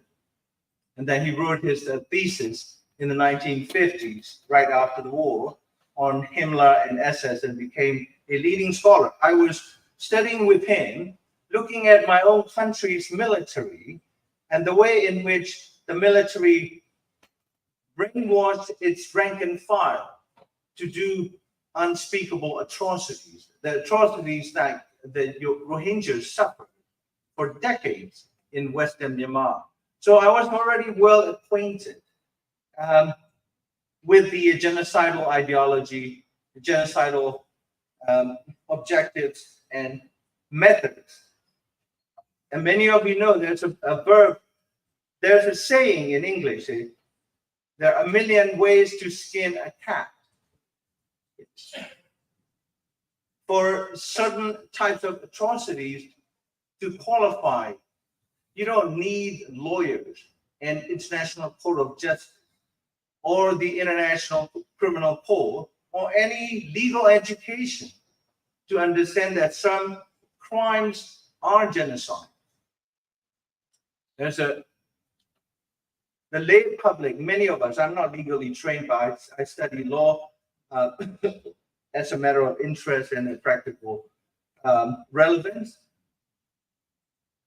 We must not look to the lawyers or the court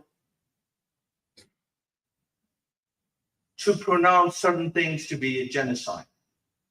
And the Genocide Watch founder, Gregory Stanton, when he was here at the UN at the University of Malaya, when we were doing the People's Tribunal on Myanmar's crimes against Rohingya Muslims, Myanmar Muslims, and the Kachin Christian people back in 2017, made a very incisive remark that by the time the court arrives, victims are all dead. That's the situation we have in Palestine. I was outside the International Court of Justice, the Peace Palace in The Hague, protesting in support of Palestine or South Africa. On the day that South Africa opened its case in January this year, I was also at the ICJ having a brief meeting with the Malaysian foreign minister, who gave his oral intervention at the ICJ in the case that were filed by about 51 member states, asking the ICJ to give its advisory opinion on the basis of UN General Assembly resolution on the status or legal consequences of Israel's 57 years of occupation and usurpation of sovereignty in breach of the right of self-determination that belongs to the Palestinian people. I want to convey one personal episode. Many of you know the Israeli intelligence organization Shin Bet, and that's the subject of Spielberg's film Munich. The Shin Bet assassins traveling across Europe and taking out one by one the Palestinian revolutionaries that were involved in attack at the Israeli village in the Munich Olympic in 1970. I was in a room with the former head of Shin Bet in London, a small, very ornate, room in a very posh hotel in Knightsbridge. He was there, Admiral Army Ayalon, ex-naval admiral. He was there as the chair of Haifa University trustees. He was there to raise money and money for another study, Palestinian studies. As you know, many of the academics from Haifa University, particularly some of the architects, were involved in building the wall. And I had no clue. I just went there because my friend was ousted Thai Prime Minister Thaksin's Jewish lawyer by the name of Robert Amsterdam, a rather high-powered lawyer in London. And at the time, some Burmese are being quoted to work with the Thai dissidents for the Thai democratic movement. Thaksin was still in exile in Dubai. So I was invited to come because I was one of the Burmese that they wanted to work with. And so I went without checking who the guest of honor. It turned out it was Ami Island. And there were about like 20 people in the room, rather rich individuals from different corporations and London's Zionist community. And the gentleman walked in and started talking about Palestine, and this was 2009, and saying that once Netanyahu came back to power, Netanyahu was running for a second election at the time, the two-state solution would be dead, and Israel will be in trouble. And Ami Ayalon gave the reason. The reason was the demographic growth among the Palestinians far outpaced the Israeli demographic growth. Therefore, that threatens the idea, the Zionist objective of maintaining Israel as the majority Jewish state. So therefore, Palestinians must be pushed out with their own, small piece of land. That's one school of thought. And then Netanyahu is different one.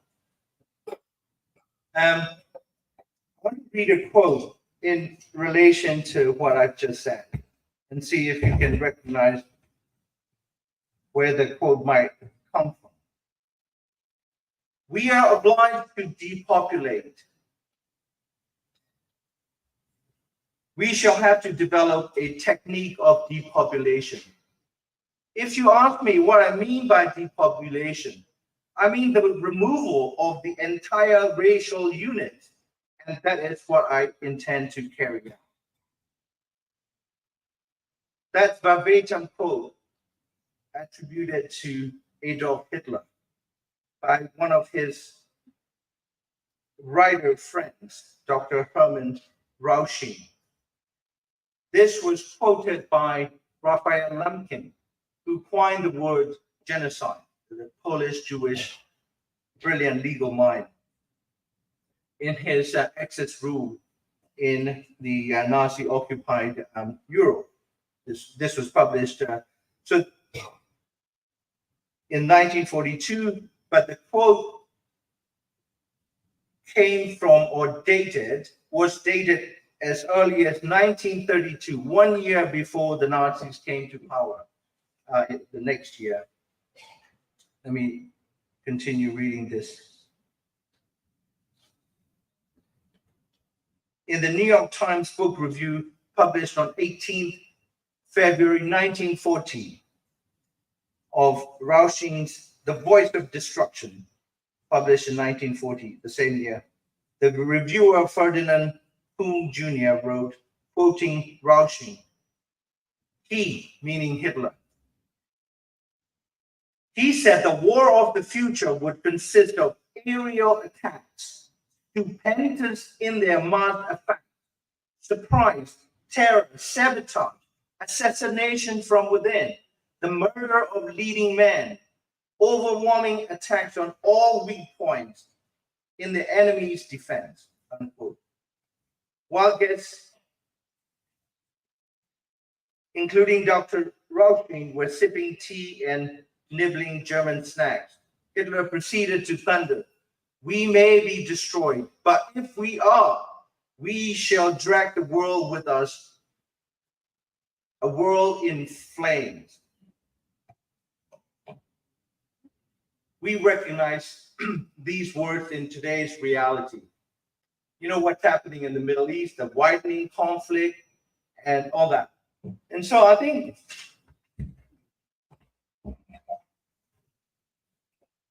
we need to recognize that Israel is not simply waging a war against Hamas. That is a Western propaganda. There is no war. Jewish people did not have the war with the Nazis. They were depopulated from Europe, or out of 12 million in total. 5 million, 6 million, whatever the numbers, they were decimated by design. Lancet, one of the oldest medical journals in the world, published staggering figures. Over 186,000 Palestinians of all ages, civilian, men, women, elderly, children, infants, pregnant women, they've been murdered directly or indirectly. What the Hamas Ministry of Health reported is only what is known as direct death. And the rabbi talk about, or the Dr. Hans talk about millions of tons of rubble. We don't know how many bones, how many babies were there. We only saw them as rubble, physical destruction. Almost 200,000 Palestinians of all ages and counting in the last 10 months. And even Hun Sen, known as, autocratic leader of Cambodia, 2 months ago, specifically asked the question, killing children every day by the hundreds. Is it not genocide? What is the West doing? Well, the West is destroying the international law as such. If you look at the ICJ cases since the invasion of Ukraine by Russia, you see black and white, day and night, contrast to these cases by Western powers. 33 Western states supported the state of Ukraine. in its case against Russian Federation, 33 states. And Germany filed a separate case of all the states in the world. Germany committed 2 known genocides, one in Namibia, 1904, 1908, and then the Nazi genocide, the Holocaust, the Shoah in the 1930s and 40s. And Germany required its citizens or new citizens to swear to the statement that they support the existence of another Nazi-like state. And this was something that people like Einstein foresaw. Back in the 1940s, there was a letter published by the New York Times, not today, back in 1948, a few months before, or I think the same year, the state of Israel was declared a sovereign independent state. Einstein, Hannah Arendt, and other leading Jewish intellectuals and philosophers in the United States vehemently opposed the issuance of visa to Menachem Begin, the founder of Likud party, Netanyahu's party. Issuance of US visa to come to US for fundraising. And these Zionists, as Rabbi Weiss pointed out, many of them are Marxist influence. I consider myself Marxist influence. That we look at societies and economies as competing interests, and history as, if you're not a religious person, unfolding process of people pursuing competing interests. That's one explanation. But none of the religious or practicing Jewish individuals were part of the founding group. Golda Meir was there. She was from Milwaukee, Wisconsin, moved from Kiev, where the Ukrainian Russians were holding signs to kill the Christ killers. They cowered in their basement or whatever little homes they had in those days, 1900, 1890. So these secular, radical, revolutionary political Zionists or Jews, they decided to adopt a twin strategy. One is the model of tried and tested settler colonialist land grab that has produced countries like the United States, Canada, vast places in Latin America, and closer to us, Australia. These were settler colonies. They were all invariably built on corpses of millions of indigenous people, like Palestinians. And so when the entire Western, in quote, civilization came to aid, finance, arm, protect, and propagandize for Israel, they are simply repeating what they've been doing for the last 300, 400 years. So there's an ideological affinity, right, between how the West was built itself, the wealth, the domination, the control of the rest of the world and the rest of us, and what Israel is doing. The only thing is that Israel is doing it in an age where international law is taken seriously, norms are expected to be absorbed by states and individuals, and the Universal Declaration of Human Rights is used as a rallying cry to stop these atrocities. And finally, The Zionist ideology has an inherent strategy of adopting what Golda Meir openly called a mother colony. They need imperial patronage for protection, for money, for weapons.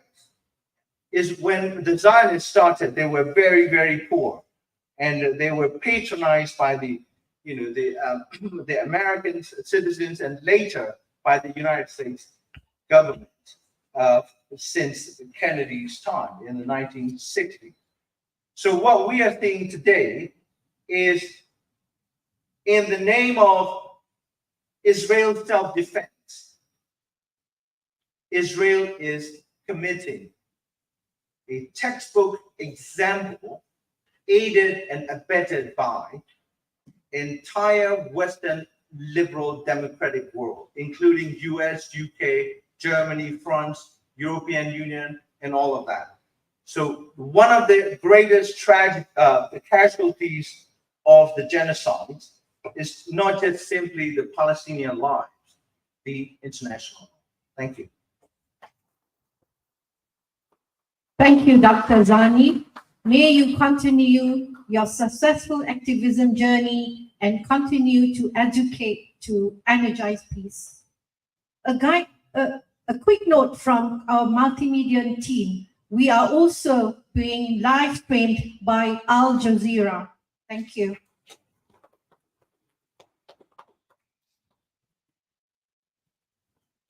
The next speaker, ladies and gentlemen, also a scholar and activist of the boycott, divest, and sanction movement. Please welcome Professor Dr. Muhammad Nazari bin Ismail, Chairman of PDF Malaysia. Professor Dr. Nazari, do educate us on your topic, the role and impact of the PDS movement in ending apartheid and colonialism in Palestine. Sir. Assalamu alaikum warahmatullahi wabarakatuh, and good morning to everyone. Thank you very much, the organizers, for having me here.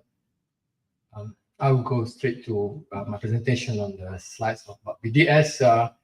The introduction about the situation in Palestine has been given by Rabbi and also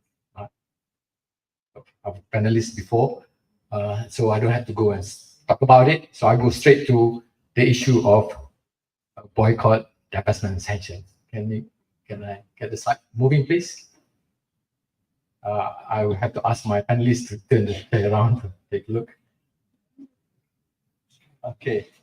So this has been covered by our fellow panelists just now, Dr. Mao, Rabbi, and Dr. Tunek. So I won't spend too much on this. I go to the next one, please.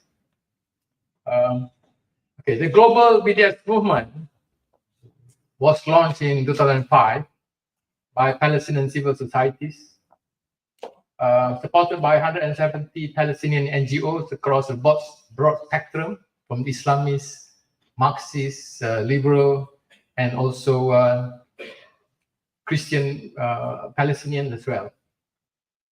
So, in other words, the BDS movement is supported by basically all Palestinians.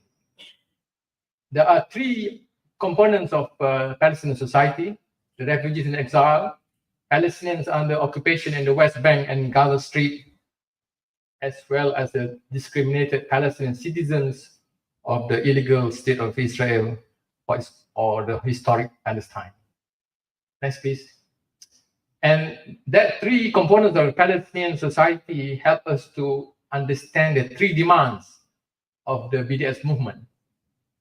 Number one is to recognize and promote the right of return of Palestinian refugees. This is enshrined in the United Nations Resolution 194, passed in 1948.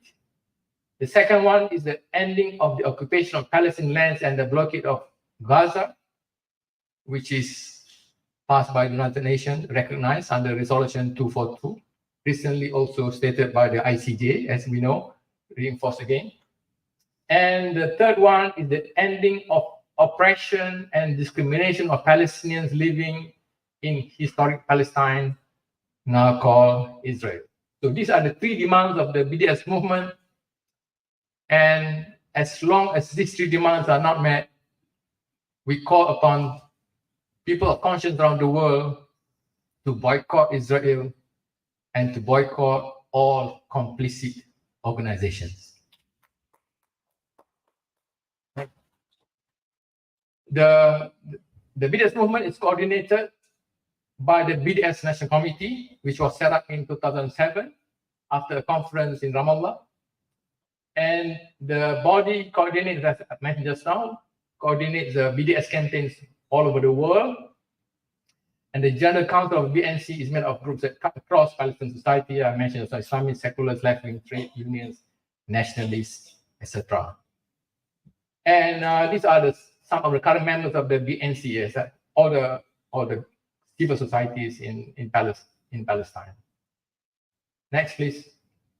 Now, BDS Malaysia was set up in 2015 by Malaysian NGOs, Sharif now, MyCARE now, Viva Palestina, halt Foundation, and some individuals.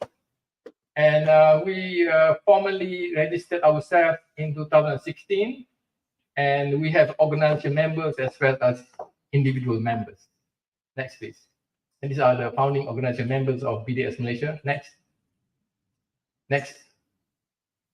So we are part of the global BDS movement, and we work closely with the BDS National Committee, and we refer to the BDS National Committee, BNC, on policy issues, and we call all Malaysians to be part of the global BDS movement to help strengthen it. And now we really need to help the BDS movement because, as we can see around the world, some governments are simply ignoring what's happening in Palestine. Many governments are simply ignoring. Their leaders can speak about it, but they are not willing to do much. Some, of course, like the Americans and some European countries, are helping in the genocide. So it's left for us. Some people say we are very frustrated looking at what's happening in genocide going on. Nobody's stopping. What can we do about it? This is what we are offering. We are saying that yes, you can do something about it by supporting the BDS movement and engaging in efforts to boycott Israel and organizations that are complicit. Next. Alhamdulillah, in Malaysia, we are supported by many NGOs. I have the list here. Almost all NGOs that are involved in Palestine cause are supporting us. Next, please. Next. Now, the BDS movement is inspired by what happened in South Africa, how the apartheid regime in South Africa collapsed in 1994. It was set up in 1948. And you can see some of the manifestation of apartheid, where even the blacks are not even allowed to go to some parts of the beaches in South Africa. Next, please. Next. And what happened was they were boycotted by the global community. South Africa was boycotted by the global community. It wasn't easy, but there was efforts by groups and individuals educating people about the injustice that was happening in South Africa.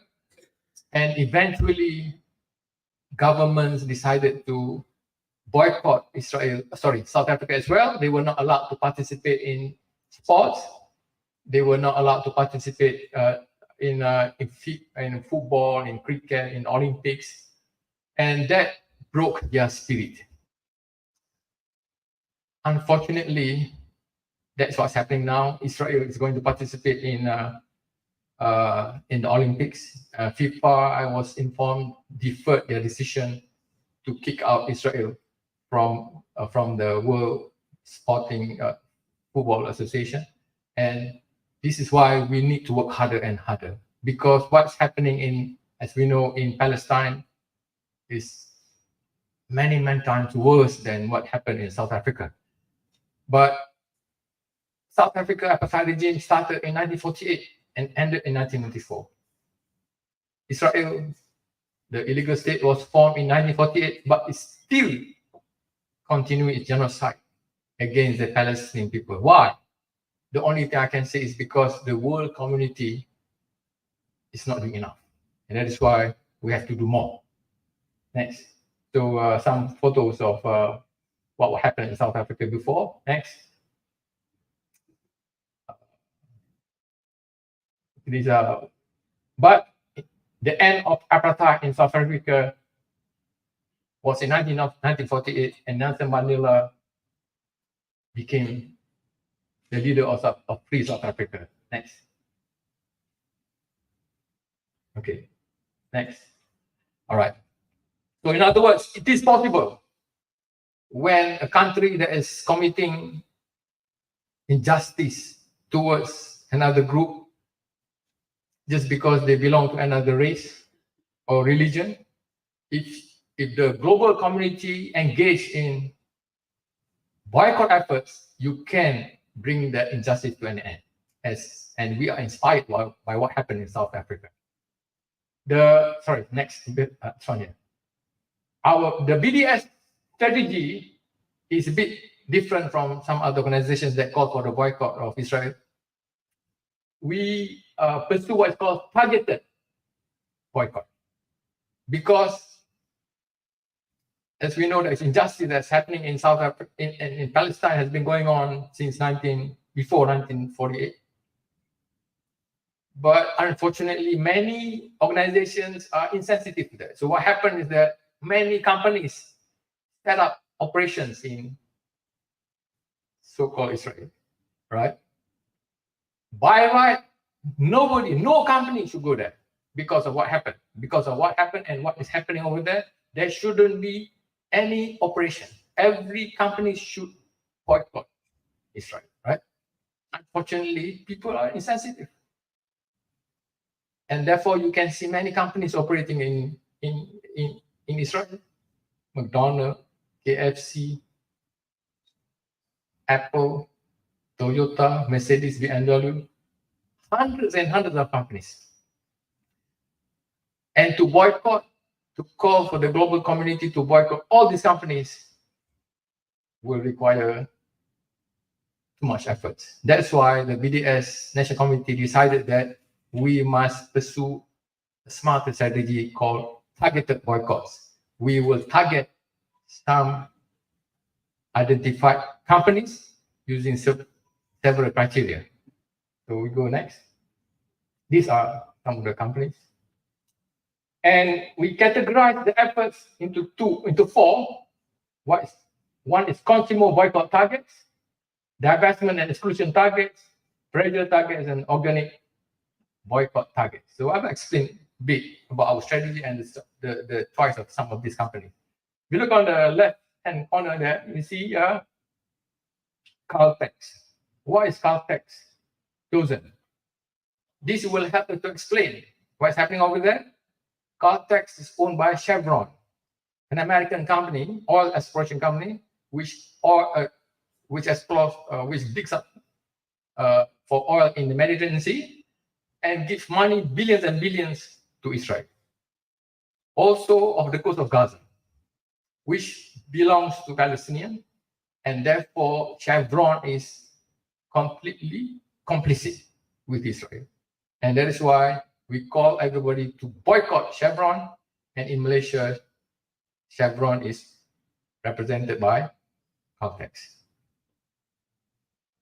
No, up again. Sorry, up. Yeah. I give some example is Puma. Why do we choose Puma? We want to educate people. Many people before this don't even know there's a place called West Bank. People are too ignorant. They didn't know it's called West Bank. They didn't know that West Bank is identified by the international community supposed to be Palestine there, occupied since 1967. But what happened is that the Israeli regimes have been building settlements in the West Bank. Settlements which are basically towns. And what happened is that they set up football clubs And these football clubs are affiliated with the Israeli Football Association. So, and this Israeli Football Association is sponsored by Puma. So what we do is we explain, people ask, why Puma? We say, because Puma sponsors the Israeli Football Association, which has got clubs in the occupied territory in the West Bank, which they are not supposed to be there. They're supposed to get out from there completely, but they set up towns as well as football clubs. So what happened is that when we talk about that, it helps to explain the situation in Palestine. So that is the reason for choosing some of the companies. But some companies are a bit difficult to boycott on the right, the divestment and exclusion targets. Caterpillar. Why do we choose Caterpillar? It's because they supply bulldozers to the Israeli military. It's called D9, huge bulldozers that are now you can see them in actions through the news, how they crush Palestinians that are camping outside, they were camping outside Ashifa Hospital. Right? They came in and then they just drove over them. Hundreds. And there was an admission by one of the drivers of the Caterpillar machines. He said that he drove over hundreds of Palestinians and killed them and then buried them alive. This is the favorite machine of the Israeli army, supplied by Caterpillar. So when we choose that, it helps to explain the atrocities committed by the Israelis. Unfortunately, not everybody here buy Caterpillar every month, right? It's actually bought by companies. So what we do is we call companies to exclude them. So it's called exclusion targets. And one of the campaigns that we are running at the moment is to convince Sime Darby to end its distribution contract with Caterpillar. And Sime Darby is under PNB. So I spoke to the ex-chairman of the PNB, explained to him, I showed him the videos of the Caterpillar machines being used to crush Palestine and demolish Palestinian homes. So I said to him, please, you should consider ending your distributorship contract with Caterpillar, because Caterpillar is completely complicit. Unfortunately, until today, they are still distributing because they are making money. So it seems that profit is more important than human rights. So who is going to help me? I met them. I met the chairman a couple of years ago. Until now, they are still doing that. Why? Because Malaysians are not supporting us. I will tell you straight away. Because we campaigned and we spoke to people, right? People simply ignored us. So now I'm calling everybody here. If you are serious about Palestinian cause, then this is what you can do.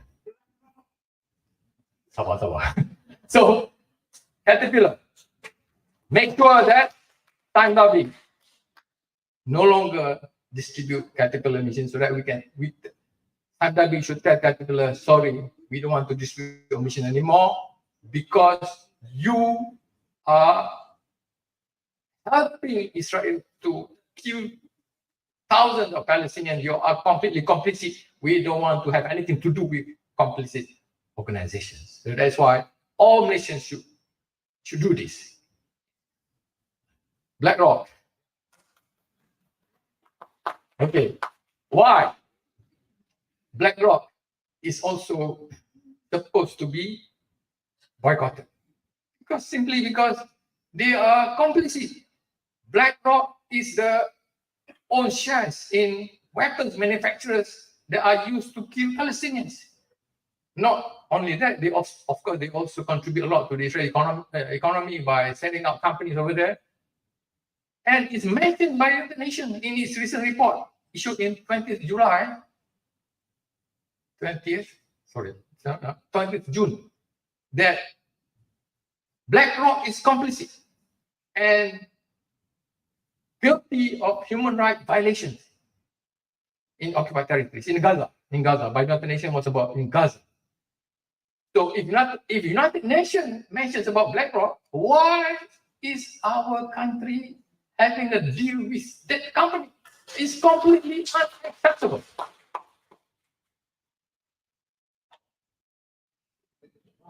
Okay, I got some other companies to explain here. High Vision, right there, High Vision. Not many people know about that, right? Right hand corner at the bottom there. They are the supplier of CCTV equipment. I hope there is no CCTV equipment here with Pension. But because many people didn't know about this, I went to a masjid recently, mosque, pre-Jumat. I saw a CCTV there, High Vision. That is a company that supplies CCTV or surveillance equipment, cameras, to Israel. They use this to technology of facial recognition to arrest and kill Palestinians. Now, it's reported that they use it combined with artificial intelligence with drones and cameras. They will shoot Palestinians using that camera, and once they identify, they are in the list, that's it.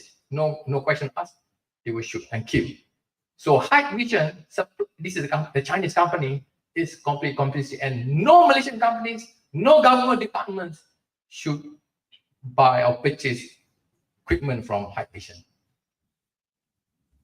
Got some other example here. I have got Google here. This is what's called pressure targets. So why do we call pressure targets? Because we are not calling people to boycott Google. We have to be strategic. Because if we call people to boycott Google, then we Google every day, yeah, Professor. That's a problem. That's why we say we don't call you to boycott Google. We call it pressure targets. What do? You write emails, you organize conferences, yeah? You write articles to condemn Google for being complicit because they supply Nimbus technology, database and information, other information technology assistance to the Israeli government and military. So that is the reason why Google is complicit. But our strategy is not to call people to boycott, but to put pressure on the company to end its relationship with Israel.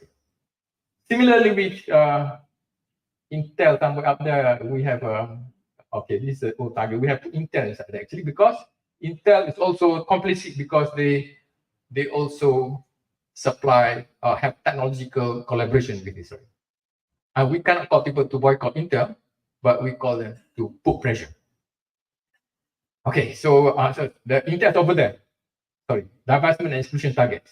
You can see Intel there. So we are not putting it under consumer boycott target. We are putting under exclusion targets. Don't exclude them from future business contracts. To put pressure on them. Okay, it's okay. Prof, we are running. All right, we are running out of time. Yes. Next, please. We will have a Q&A session with Professor shortly. So this is the picture of the machine provided by Caterpillar and some other equipment, heavy industry. We go next. So I'm going to end my presentation by just telling the success of BDS targets. And this is a professor and some figures who are boycotting Israel, including Professor Stephen Hawking. Next. Also universities, professors and students, even in America now, they are very strong supporters of the BDS movement. Next. Continue, please. Just go quickly. Go, please, quick through the slide. Towards the last one, please. Since Madam Nancy is asking me to stop. There are some victories here when pension funds have divested their investment in. This is in Caterpillar, right? Divest from the company. So this is divestment study by the Norway pension fund. So if Norway can do this, why can't Sam Darby and PNB do this? Next. So okay, these are success that Puma has announced. Puma has announced they are no longer they are ending a sponsorship of Israeli settlement. Okay, because of our boycott targets. Next, go on. Next, continue, please. Continue with just some successes of companies selling a stake because of BDS efforts. Next, please. Next. Next. Continue, please. Continue.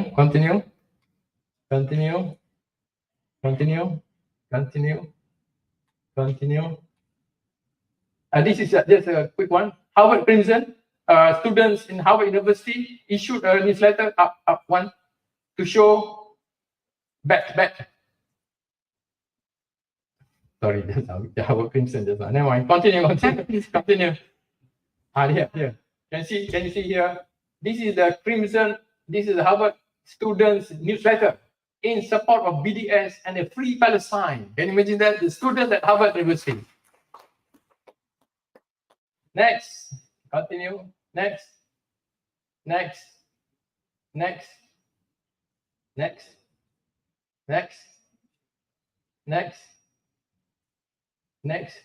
Okay, stop here.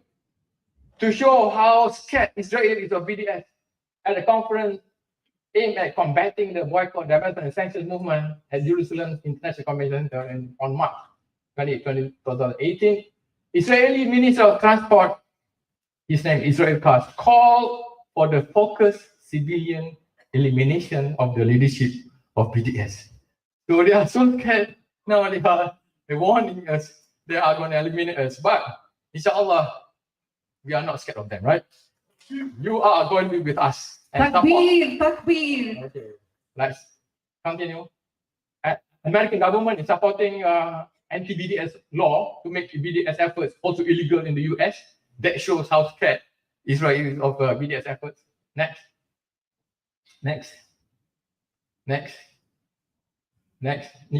Okay. The Senate passed an anti-BDS bill. Next. I just want to show you how the Zionist leader is saying, this is article written by a Zionist leader. BDS is gaining traction in the corporate world. Unfortunately, this is him saying, the BDS movement is gaining traction in the corporate world. And so that's what he's saying, right? Meaning that now they are facing a problem because the BDS movement is gaining traction. This is an article by a Zionist leader. Okay, let's finish it. Go to the conclusion. So BDS efforts are crucial in the fight against Zionist apartheid regime. We are getting stronger. Alhamdulillah, getting stronger now because of the awareness of the apartheid as well as genocide now going on in Gaza. So we need to foster a stronger spirit of justice and human rights among people, so that justice and human rights should be above profit. Okay, and our country must also be economically resilient and democratic in order to make sure everybody has got the voice. And unfortunately, at the moment, there is some tendency, even in our country now, to silence the voice against the Zionists. So we hope that we have more freedom to promote the BDS efforts. Thank you very much. Assalamualaikum warahmatullahi wabarakatuh. Waalaikumsalam. Thank you, Professor Dr. Nazari. Inshallah, we will continue to support your movement for a free Palestine.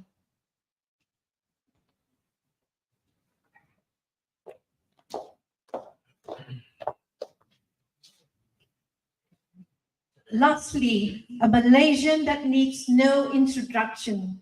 Ladies and gentlemen, please welcome Yang Berbahagia Tan Sri Datuk Sri Utama Dr. Rais Yatim on his topic, Two-State Solution for Palestine. Dipersilakan Tan Sri.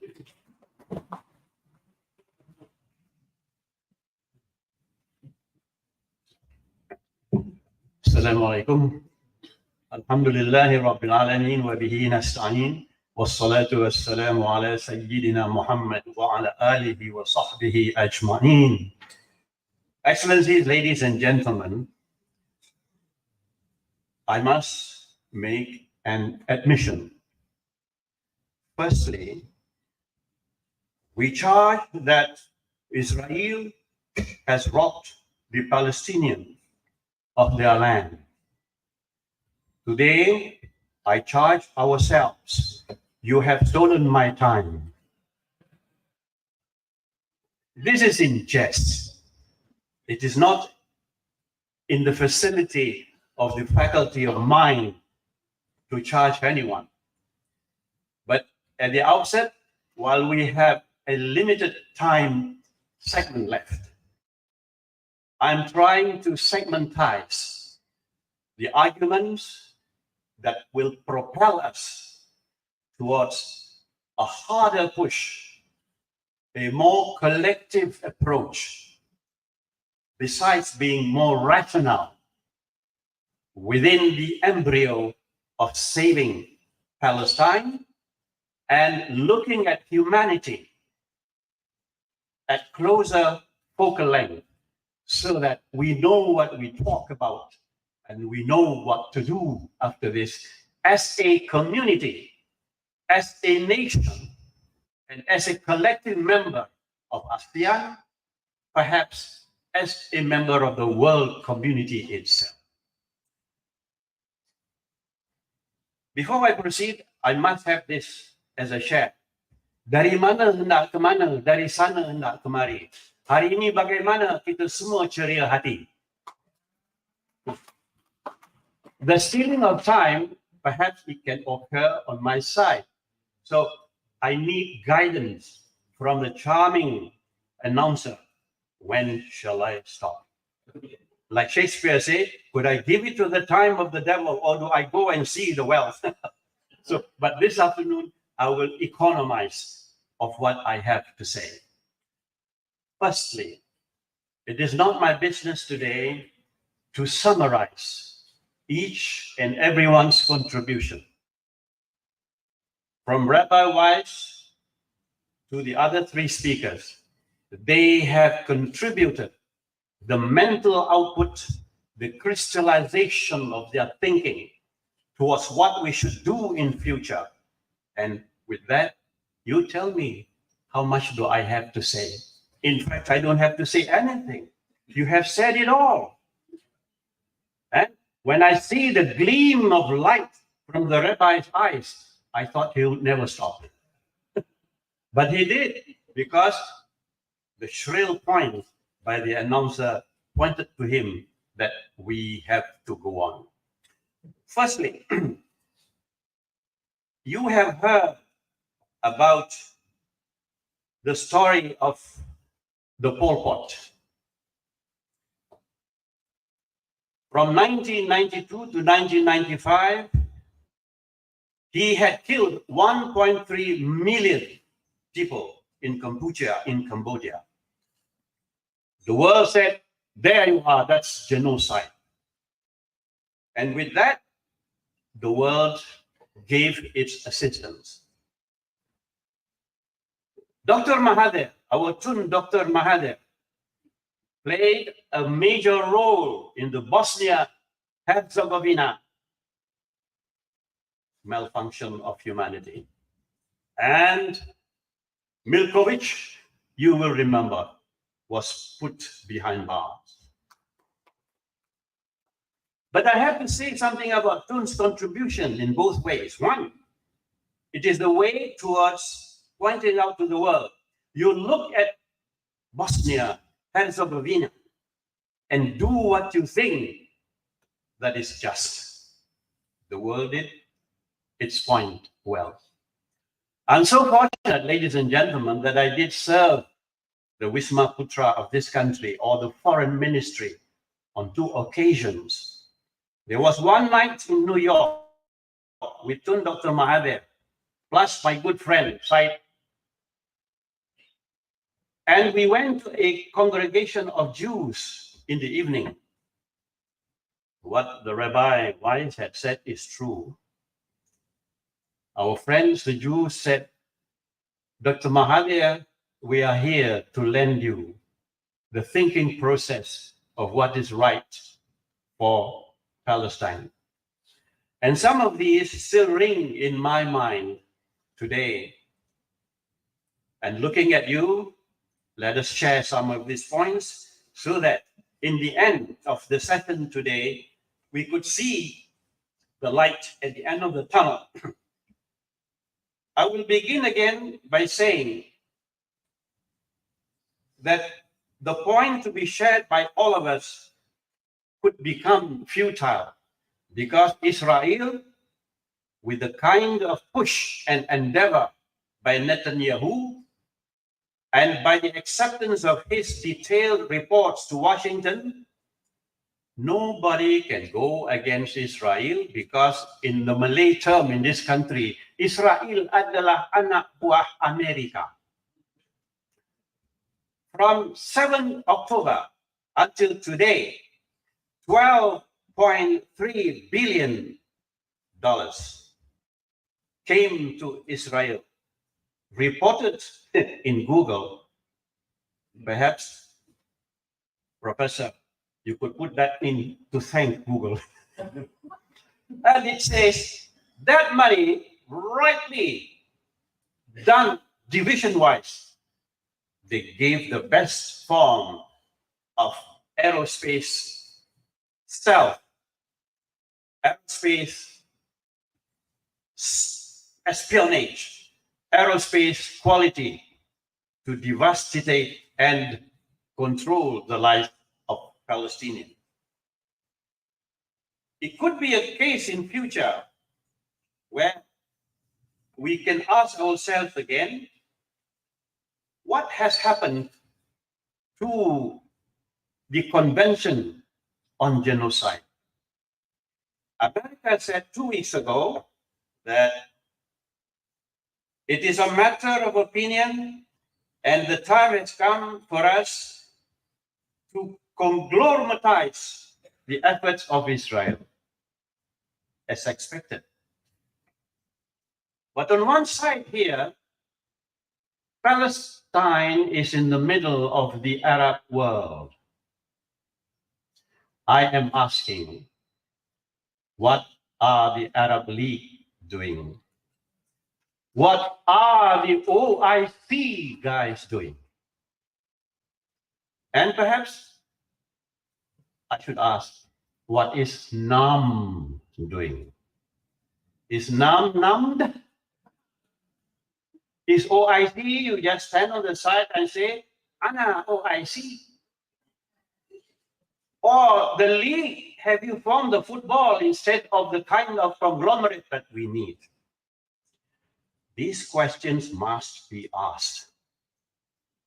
Malaysia is about 8,000 kilometers away. We feel the brotherhood, the sisterhood, but the heat of the moment is there. And if our Arab friends do not feel the way we do, if the OIC members don't feel what we feel today, then ours is a secondary role. I don't blame too much Siemens or the companies that Professor has said. But the first responsibility, we must dawn this upon them. Our brothers and sisters in that region must formulate an effort so that it gleams through Sahara, so that you shine through the pyramids. You are responsible for your brothers in Palestine.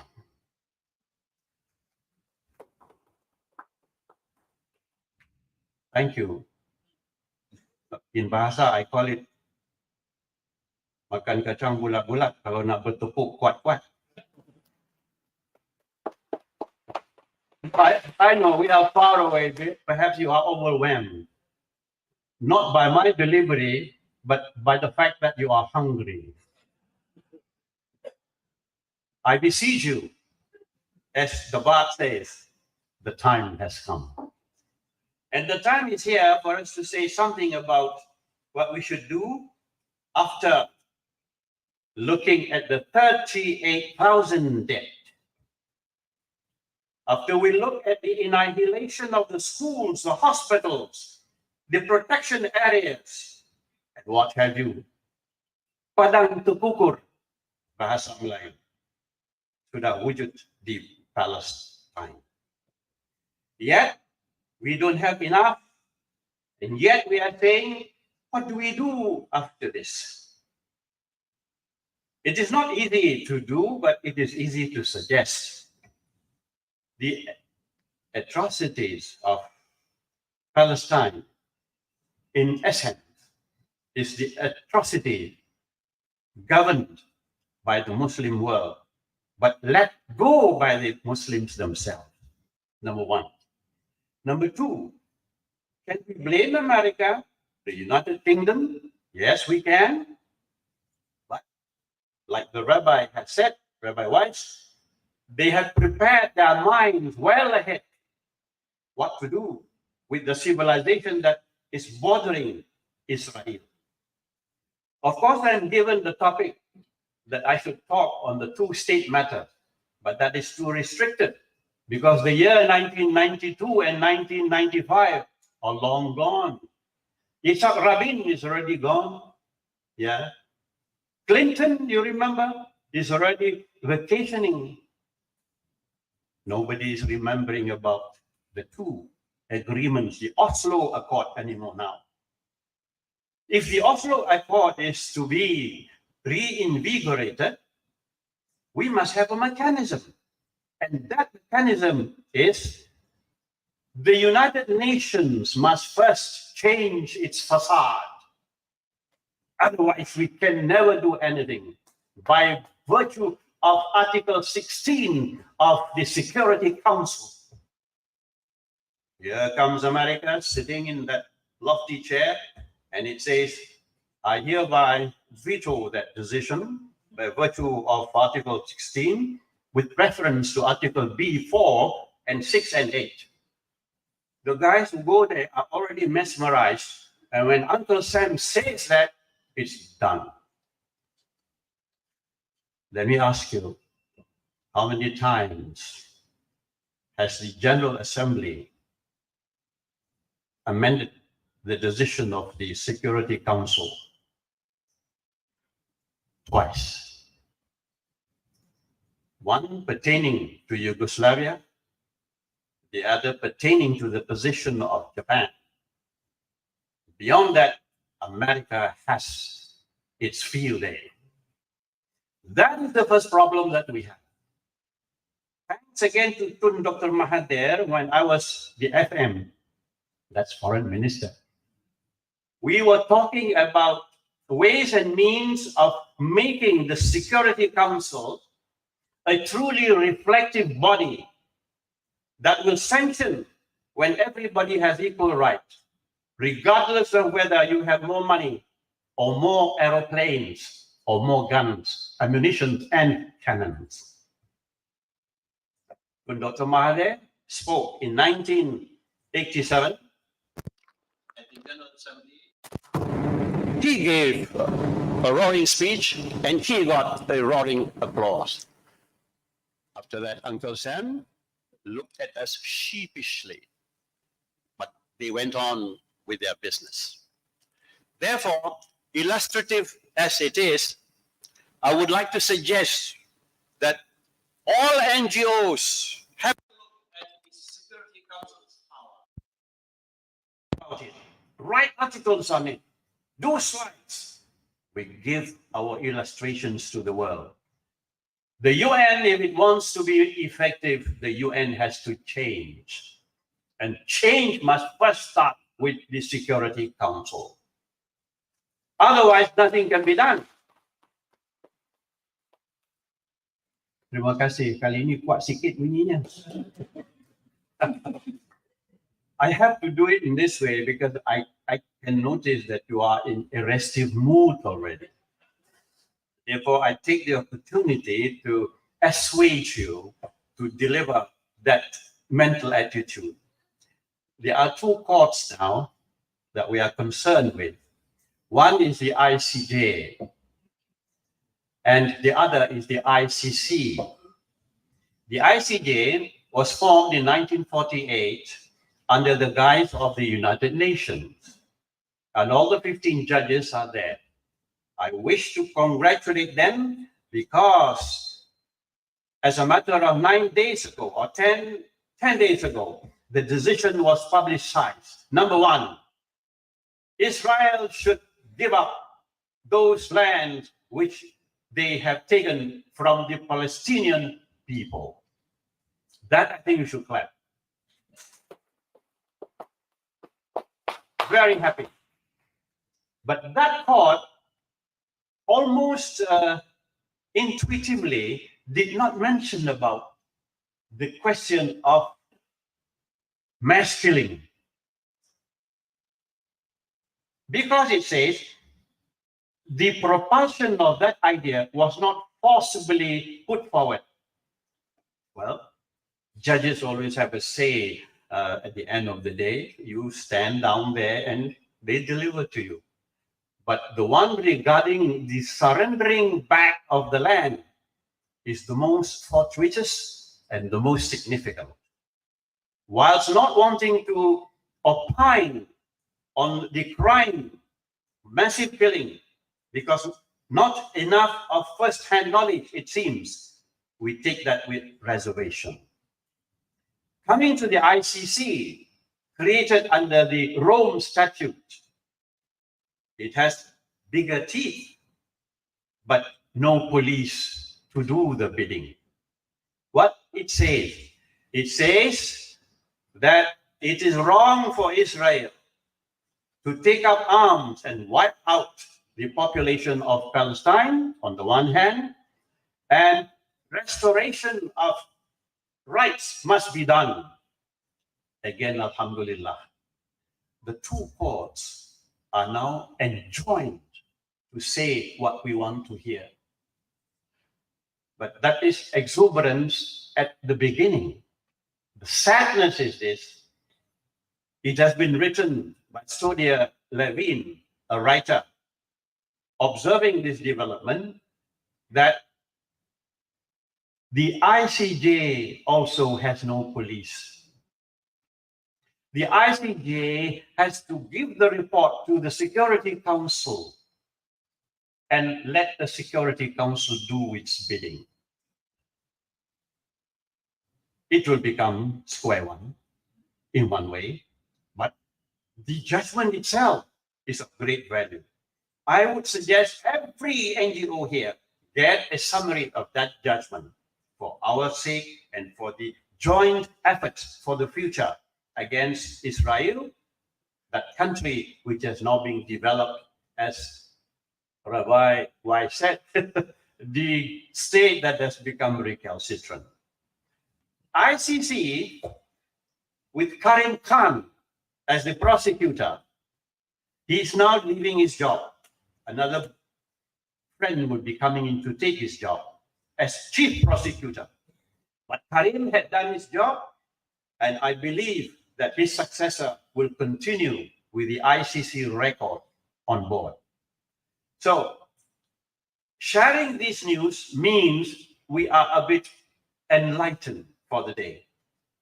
Ada sedikit cahaya. There is some nur coming. And we must gallop in that light. To do that, we need a concerted effort. And my query is, as a former foreign minister, why is ASEAN keeping quiet? I don't hear anything about it. After all, there is something like the human charter inside the constitution of ASEAN. Is not the atrocity of Palestine worse than the atrocity in Burma? Is it not something similar to the killing fields in Cambodia? Is it not something similar to Bosnia-Herzegovina? And why is ASEAN not saying collectively? Now, this is rather diplomatic rhetoric, maybe, but I am basing it on the Charter of Justice, on the Charter of Collective Community, on the Charter of Humanity and Human Rights under ASEAN itself. If as a body, ASEAN puts forward a message to the United Nations, to the President of America, to the Prime Minister of UK, the new Labour Party head, something could be heard. It will be a volume bigger than merely the voice of Malaysia or the voice of Indonesia. This has to be thought about. I have written a little note to my good friend, the foreign minister, so that this could be brought to the next meeting. so that we could hear something developing towards the end that we want. Ladies and gentlemen, it's now 12:35. I will go to the rudiments of possibilities. The rudiment I have in mind is, number one, we should pursue the two-state existence agreement, or the Oslo Accords. Two accords. One, the 1992-93, the other is the 1995. When my good friend Yasser Arafat was still alive, and when he was with me and Dr. Mahathir in Harare, he voiced to us that this is something, he said, he has to see the reality of it before he dies. But he dies earlier. And that also you must look at it. Who poisoned him? And that is beside the point, perhaps. Somebody would be asking me, how do you know? I'm not saying it now, but I'll say it later. The other point is, this is not an easy chessboard. We look again at the Oslo Accord, we plot which we want to do. Firstly, it established the autonomous PLO, remember? Then the Hamas got into trouble with the friends who are ruling. Not Hamas is ruling. Notwithstanding, Hamas is also under the same list to be entered as party to future question and answer. If Netanyahu is called forward, Hamas, part of their leaders, would be called also. Because Netanyahu says, you killed 1,228 of my people. But Hamas can say, you wiped out 38,000 of my people. In between the two, I think the arbitrators will come to a conclusion. Nonetheless, for the future of the world, we need the two-state equation to be rethought again. And this must be pushed by ASEAN. It should be pushed by the conglomerative number of people from Europe, from Oslo, from Turkey, and from the Arab world itself, by NAM as well as by OIC. Now, if these 5 or 6 entities are on the forward move, who is there in the General Assembly, you tell me, to oppose it? They dare not. But this has not been done. Perhaps this is a new approach, and many of us may want to speak about it at a later stage at this meeting. Ladies and gentlemen, we must support the campaign for a ceasefire. But saying this alone is not enough. We should form under the guise of the United Nations Armed Forces and be brought again, sadly, to the Security Council. And I don't have to say what will happen if it goes there, right? Nonetheless, the atmosphere must be created. We should also think about the physical aid to rebuild Gaza. While rebuilding Gaza, Netanyahu, or even from Hamas, must be brought to justice. Like Milko Skovic was receiving, so must Netanyahu receive. But so long as America is still on the verge of doing things as they are, we cannot do much. And if Trump's home soon after November, the story might be lurked by full stops and colons and finally left into oblivion. Saudara-saudari, revamp the UN system. What we had done before, we should pursue. The Foreign Ministry of Malaysia must voice this at the ASEAN platform, as well as at the annual sporadic forums at the General Assembly.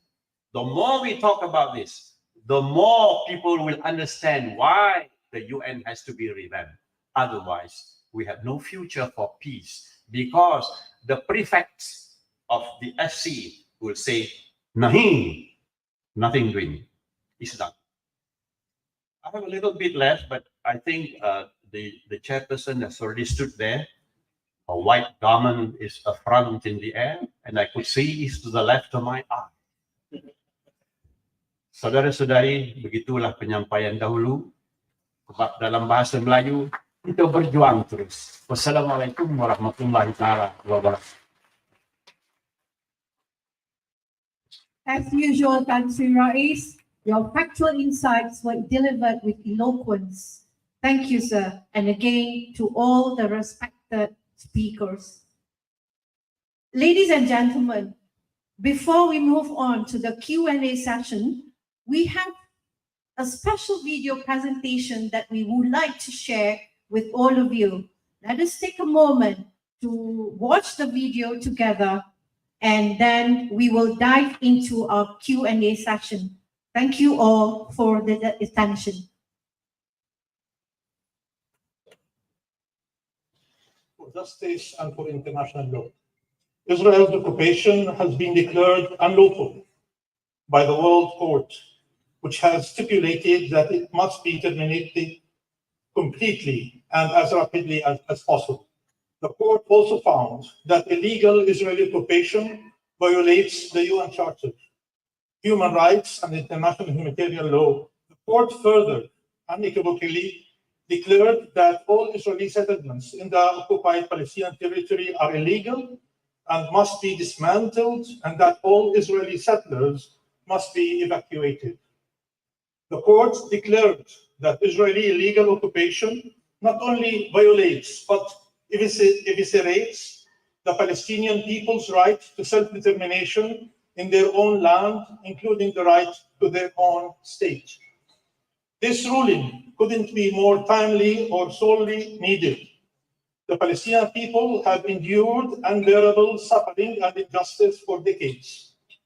This ruling is a vindication of their steadfastness and perseverance. This right must no longer be denied or deferred. The court made clear that the Palestinian people are the only sovereign in the occupied Palestinian territory, including East Jerusalem, and that the international community is under an obligation not just to reaffirm the Palestinian people's right to self-determination, but to see to it that this right is implemented immediately. All states and the UN are now under obligation not to recognize the legality of Israel's presence in the occupied Palestinian territory.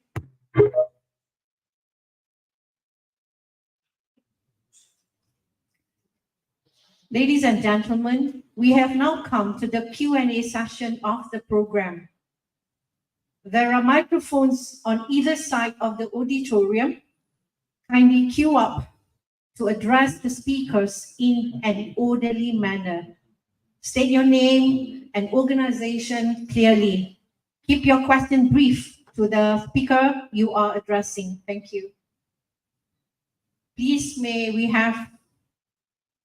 start the Q&A session, please?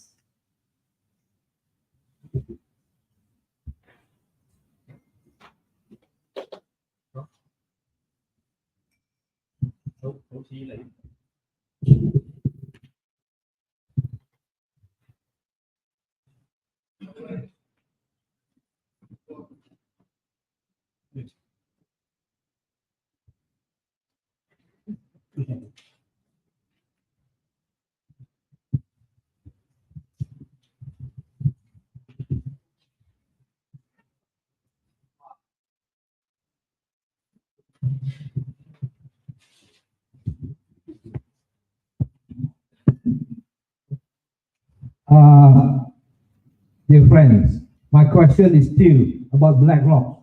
The Malaysian government is trying to sell 39 Malaysian airports to BlackRock. What is the comment of fellow delegates here? Thank you very much. Sir, can we have your name? Ishamudin Rais, NGI, non-governmental individual. Can we have your name, please? Isham Rais. Thank you.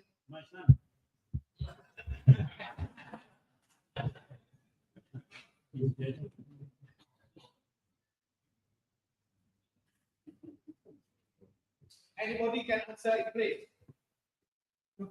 about BlackRock. Like why the Malaysian government is trying to sell 39 Malaysian airports? BlackRock.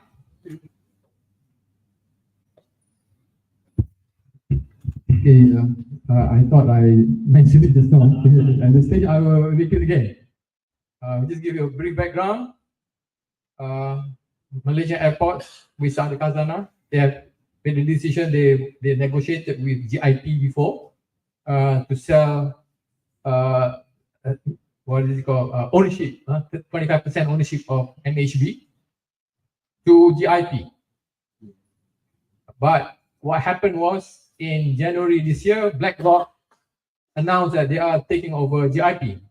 So it's not a common knowledge. Actually, BlackRock announced in their website they are taking over GIP 100%. So it's completely owned by BlackRock, and everybody knows that BlackRock is one of the strongest supporter of the illegal state of Israel, the Zionist regime, and also what is it called? Silence about the genocide in Gaza. Mentioned Alleviating, the CEO, strong supporter of Israel, strong Zionist supporter, and he mentioned condemned the October 7 operation by Hamas, but it's completely silent about the 40,000 deaths, killing and murder of Palestinians in Gaza. Obviously, a strong supporter of genocide, Zionist genocide in Gaza. So why now the Malaysian government is aware of this, especially since the United Nations came out with a report that says that BlackRock is complicit and is guilty of human rights violations in Gaza. So now we are completely puzzled, because if we are talking about we want to make sure that we want to stop the genocide in Gaza, why are we having a deal with a genocide supporter? Simple as that. It's as simple as that. We have to stop. We have to cancel the deal. We have to tell BlackRock, sorry. The Malaysian government should tell BlackRock, sorry, you are complicit. You are guilty, mentioned by the United Nations as you are complicit in the human rights violation in Gaza. So therefore, we don't want to have any dealing with you. That's what the Malaysian government should do. And I don't understand why they are not saying that at the moment. I do not understand. So I cannot say anything anymore except to say that I cannot understand why they find it so difficult to cancel an agreement or a deal with a genocide supporting organization. Simple as that. Thank you. Thank you, Professor. Perhaps I just add a line Yes. towards what has been expressed by the Prof. When a government endorses the participation of an obvious or of an entity that is being proven to be anti-national in that respect, then the government may be termed as complicit. Now, if the government is complicit, the rakyat of this country must take turn to express their views, and you should not stop them from saying so. Therefore, what Hishamuddin has said, I think, is an opening of a broad opportunity for us to ask again, if you are complicit, then you must explain the detail of the deal. What are the details? We do not know. We'll find out. Thank you, Tan Sri. Sir, if we have another question. Yeah. My name is Dr. Haizan, Malaysian Relief Agency. Two short questions. Malaysian government seems to be quite quiet, not vocal as before. Like during the time during Bosnia, it seems to us it's a bit quiet. What can we as NGO do to push the government to say more and do more? Not just words, but say more. That's one. Second is, we know US is the imperial master, and the US is dominating the United Nations and the rest. What about the consideration of using Article 6 to expel US and Israel from United Nations? Then we move forward. Thank you. Thank you, Doctor. Any takers for the questions? Of course, I'll Answer? take this Yes. one. Briefly, and I wish to thank Hazan for this forward-looking question. There are two aspects to it, as I notice. Why is our government rather quiet, like what we are now here? We are here looking for solutions, but our government doesn't seem to be giving the output equated with the severity of the issue. On that score, we agree. Our government, taking the pace of what Tun Mahathir did before and now, should continue with the good work of querying Israel, of asking Wisma Putra, these are the policies we must enunciate again and remind ourselves of the dangers if we don't. The globalization of Israel's role could multiply, and you have seen some of this happening even in Saudi Arabia. We need not emphasize more, but the trend is there, and the trend is not too good for the country to be too quiet about it.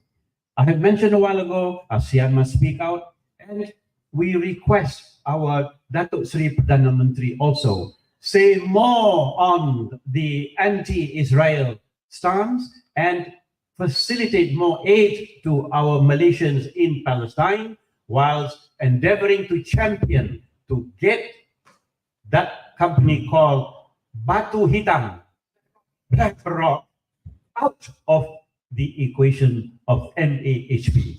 We must do this equally amongst us here.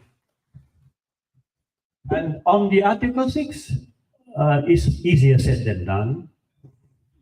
You know, there are two ways of putting a motion, and my good friend has already mentioned a bit about it. The majority rule is not with us to put it before the Security Council. Therefore, in order for Article 6 and 18 to be invocative, you have to do a big lobby. And that lobby may take anything from 3 months to 6 months. And that collective bodies, the Arab League, as well as the National League of Egypt, plus the NGOs of the Middle East, plus the OIC, the NAM, if within 6 months we work, I think it could be done. Otherwise, we cannot be. And that has to be on the trial basis of first notice interest. First notice interest is we send the memorandum to the SecGen. The SecGen, I'm sure you understand, he will decipher everything. But you know, even before the SecGen puts it on the agenda, a phone will ring to him. What agenda are you doing today? Now that kind of thing is happening, but we shouldn't be dampened. We should move ahead and change the ways of introducing the issues and the agenda before the preliminary committees of the SecGen that is on the 3rd floor of that charming building in New York. Terima kasih. Thank you, Tan Sri. I think Dr. Sponik has got something to say. Yeah, they give you the wrong. As an outsider, I have to be careful here, but I would like to very much say one thing. As a person who lives far away, I have watched Malaysian foreign policy. And I can tell you one thing. We have a saying in German, don't keep your light under the hood. Show your light. And you have formed, in connection with Gaza, you have formed a coalition of Malaysian NGOs. We do not have that in Germany. Show us the way. Go and challenge outsiders, challenge the world. And you should also realize that there is this fundamental shift in the distribution of decision-making power in the General Assembly, because countries like yours and non-Western countries are increasingly cooperating, participate. Malaysia has a very powerful, good track record. The tribunals for Iraq, for Gaza, for others give you a fantastic, strong, credible image. Make use of it. Don't use what you're now doing in this, how you react to this conference to yourself. if there is a statement at the end of this meeting, make sure it gets distributed. Use your international contact to make sure it gets out into the wider world. And one last sentence. Keep in mind one thing. The conductor of the international orchestra in the last 80 years or so was a Western conductor with Western instruments of music. The music is shifting. There's a new conductor in the making. Whether people like it or not is irrelevant. You know what I'm talking about. Make use of, don't keep your lights within Malaysia. Bring it across the border. Thank you very much. Thank you, Dr. Sponik. Assalamualaikum. Nama saya Zulkifli Umar. Saya nak beritahu, nak tanyakan si rakyat Yatim. Kalau orang-orang Palestin, especially Palestinian people, does not want a two-state government, or two-state, I don't think we should even consider it, especially as what Rabbi Wise has said. For example, if Malaysia give up Islamic with communism, so no, of course not, isn't it?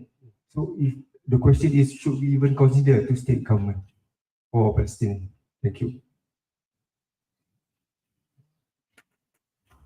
Thank you. Sahabat kita Dr. Mahong nak terang sikit lagi. Clarify the point. Because he wished to participate. The question is like this: if the Palestinian people does not want a two-state government, right? Just like Malaysia lah, we also does not want Islamic communists, for example. So we are willing to die for it lah. So if the Palestinian people are willing to die for it, why should we even consider a two-state government? Thank you. Well, briefly, I can say that what you are saying is actually demeaning to be within the context of what we experience. But secondly, if upon future enlightenment, the Palestinians, perhaps with Hamas or without Hamas, or partly with Hamas or without partly being with Hamas, it could be rekindled. It could be rekindled. To that extent, I think it's logical. So, Dr. Mong? Thank you very much. You know, as Malaysian people, you should hold your head straight and higher than you currently do, because I'm from this region. My roots are here, but I live in UK. I've been outside the country 34 years. When I look at ASEAN as a club of states or ASEAN as people, I see Malaysian people, Reformasi and all, the Indonesia as well, way ahead of like political states. We have a situation where people are far more advanced in their thinking, in their humanity than those who are leading this region, the heads of states, number one. Number two, I think on the question of one state versus two-state solution, and there are competing voices from within those who support a free Palestine. And then some of the voices would say, if we call Israel at best an apartheid state like South Africa, or at worst, as I would call, a Nazi-like state, when we have this type of state, there's only one solution. That solution is to dismantle the state as it exists, whether it's an apartheid or a fascist state. Yeah. So the number one goal has to be not necessarily what type of Palestine there should be. Number one has to be, before the Security Council can be reformed, we need to start demanding that the state of Israel as it exists needs to be dismantled the same way South Africa's apartheid is dismantled. Yeah? We cannot have it both ways. And then apartheid was dismantled. And then South Afrikaner, white South Africans, they do have a right to live in peace, and they live in peace there post-apartheid. By the same token, Israeli people or Jewish people around the world have a right to live in peace and dignity and with respect by all of us. That's no question. But Israel as it exists doesn't have the right to exist.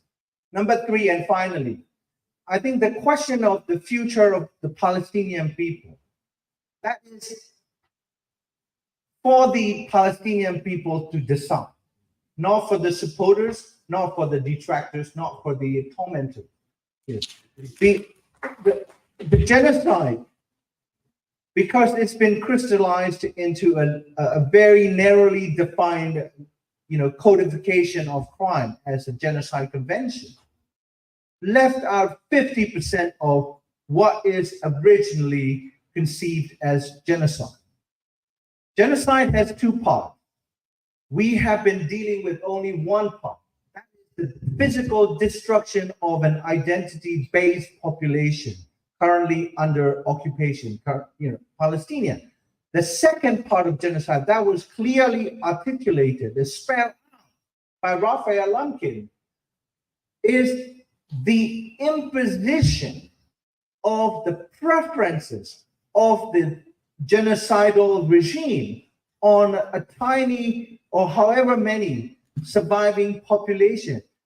The discourse of two-state versus one-state solution from outside falls still within that second parameters of genocide. We must not allow ourselves to decide for what Palestinian needs. Let the Palestinian decide what type of state they want, what type of territories they need, what type of Islam or non-Islam or religious system they pursue. At the moment, I don't know if you're aware, UAE and Saudi Arabia are coming up with the type of Islam that is acceptable to Israel. And Israel is pushing it. This is the type of Islam that Palestinians in Gaza must be allowed to practice. What nonsense. And so these 3 points are very crucial. Do not usurp the right of the Palestinians to decide what type of state, what type of culture, what type of society, what type of faith they want. Thank you. Thank you, Doc. We have one more question. I'm Ken Chua. Last question. Ex-member of parliament and also coordinator for the Secretariat for the Palestinians, Solidarity with Palestine. My question is a bit broader, especially to Mr. Sputnik and Rabbi. Is that in the view of now in Europe and America, the society have an emergence of the conservative right-wing populism. So how do we position ourselves in the solidarity movement to achieve our aim of liberating Palestine when the situation is quite negative, when the sentiments of the society in Europe and Western societies are getting more conservative? Thank you. Thank you, sir.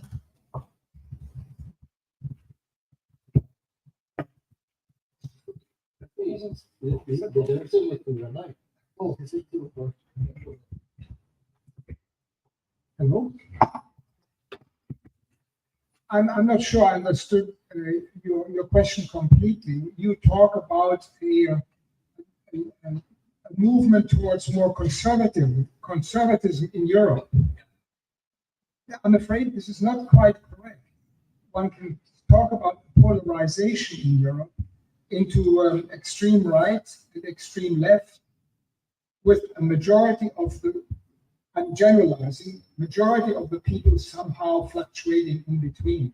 But the trend right now is clearly towards, if there is a trend, it's towards the left. Look what happened in France. Macron was very clever. He saw right-wing extremism take over. And what he did was he arranged with the left groups a new way of voting. And the new vote was very clearly in favor of the left. In the United Kingdom, you have a Labour Party that has taken over from a conservative group. You have in Sweden a different picture, you're right there. But overall, as social research has shown in recent months, very clearly is that the population, the people, normal people, they're asked about a geopolitical issue. The answer is that you and I want to hear. More responsibility, more accountability, and a much greater concern for the welfare of individuals. How that, one more sentence, well, how that translates beyond the borders of individual countries is another matter. If there was a vote tomorrow on Gaza, I guarantee you that all Western European countries, the civil societies would vote like similar, maybe not ideally like we want to hear it, but very much in favor of the rights of the Palestinians and the condemnation of the behavior of the Netanyahu government. Thank you, Dr. Spodnik. We have one last question. Short and simple. With the help of the Almighty, first of all, I always like to keep in perspective that one, my fellow rabbis say we do not get paid for our accomplishments from the Almighty. It's a metaphor. We get paid for doing our work. Basically, the Almighty wants us to do. Accomplishment is in the hands of the Almighty. So we should never get flustered, disappointed. We have to look to the Almighty and say He should accomplish, pray to Him with His benevolence, with His compassion. He should save the people of Palestine, save all this world from all this terrible calamities, Nakba and evil. But the requirement remains, no matter the change of which, if it's extreme right, left, or whatever the time of the rule in the time is, we must keep on doing what is required of us. Now, that said, there is a problem that I've encountered through my many years with God's help of doing this, that I kept on pleading with the very wealthy countries in the Middle East. And I said, why is it always that in the newspapers and all over the Zionists have a narrative? Why isn't there advertisements? They won't take your articles, but advertisements over speaking about the history, that we should speak the anecdotes of our coexistence, Jews living together in every Arab and Muslim land in peace, although we had a different religion, and that the world, the mind of the citizens of the United States and of Europe, that they should not accept that this is a problem of a fight of religion and the Muslims are a danger to the world. They should understand that it's a problem of something, a relatively new thing called a nationalist movement that just recently started, a little over 100 years. And that is where the new neighbor to the block is the problem that was introduced, the interloper. That is where the problem is. So the problem is they keep on using, as you see very clearly, I mean, you see, they're accusing new resolutions, new laws of anti-Semitism. You're not allowed to even wave Palestinian flags in Europe, certain places. It's considered anti-Semitic to speak against the state of Israel. All these issues is one thing that they are using a weapon. Speak up, be clear, constantly be speaking about that there's not, which hasn't been done, mind you, for the many, many years, that this is not a conflict of religion, it's a conflict of a flawed, selfish, political movement that has taken over the life. This I think you should do, and whether we may not be, maybe, God forbid, we won't be successful, but we have to do, don't be flustered, the success will come through the Almighty. We can accomplish. And again, we just one little more thing. Again, as Jews, besides the fact we're not allowed to kill a state, we're not allowed to have a state. It's totally, it's incongruous to Judaism. But it's also the Jews are required to show gratitude for good. We've been dealt good by the people of the Arab and Muslim country. The world totally doesn't know this narrative, the story. Speak up, keep on doing. We'll do together. God will see we're doing, and we will see with Jala Free Palestine. Thank you, Rabbi. I think we have to move to our press conference. Oh, sorry. I was instructed to allow.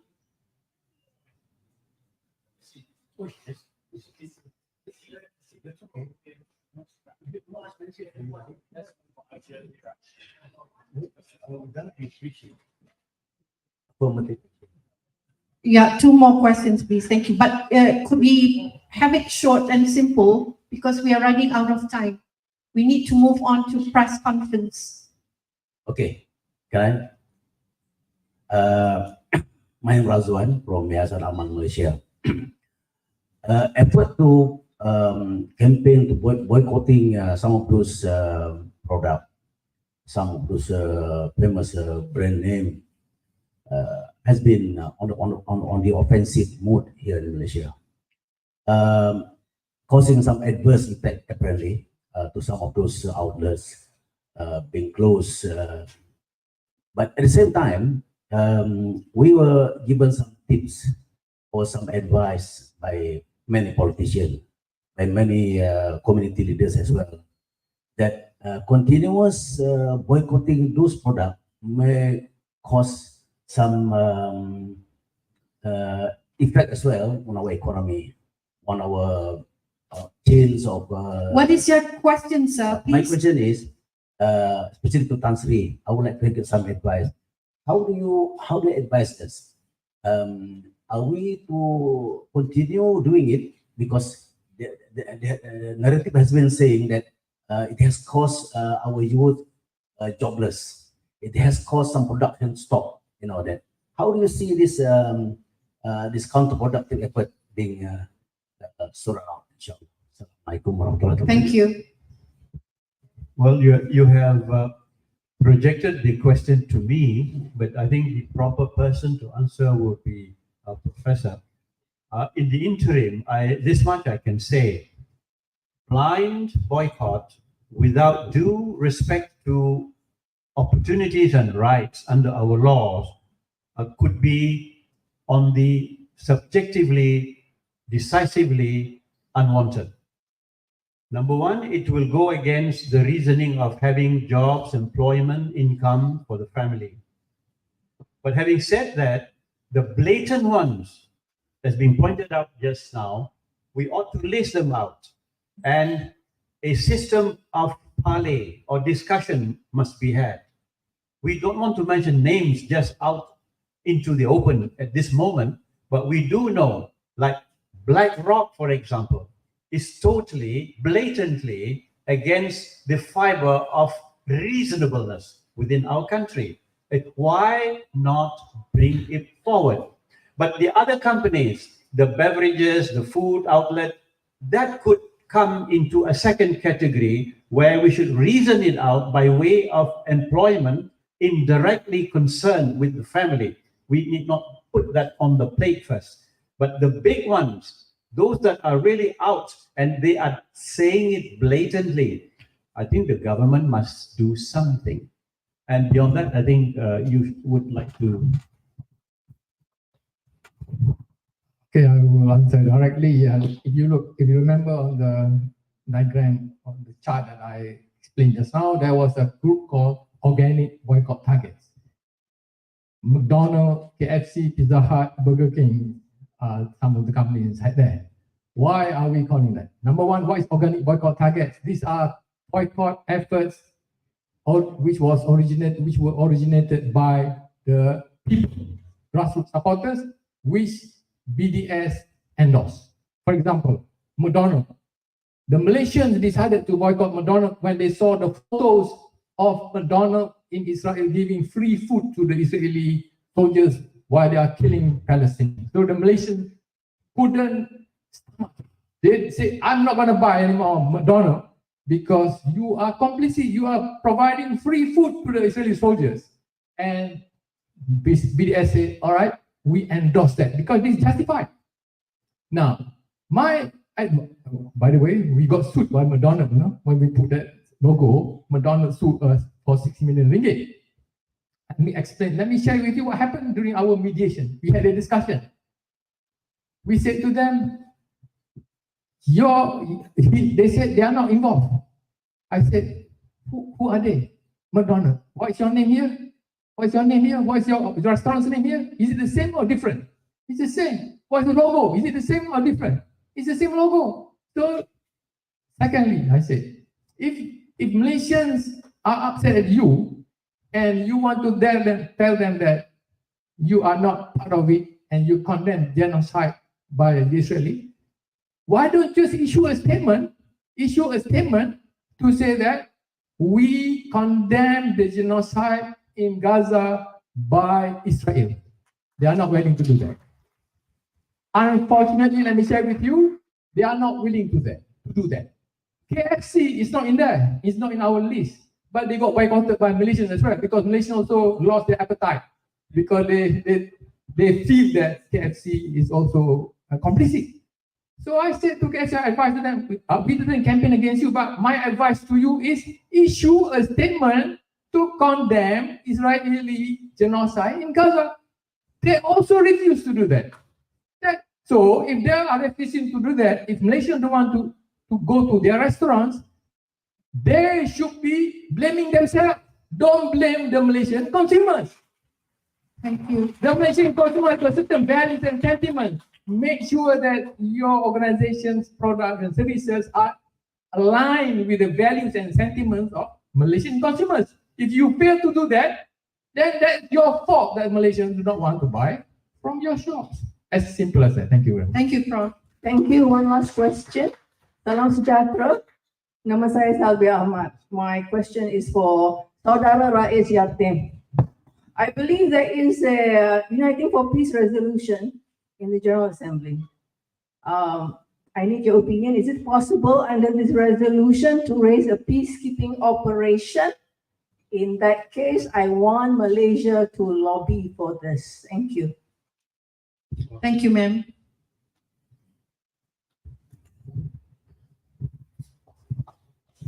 Well, Puan Sylvia, that is your statement of desire. I think we should support that. And by supporting that, there are perhaps a few leeways that we should follow.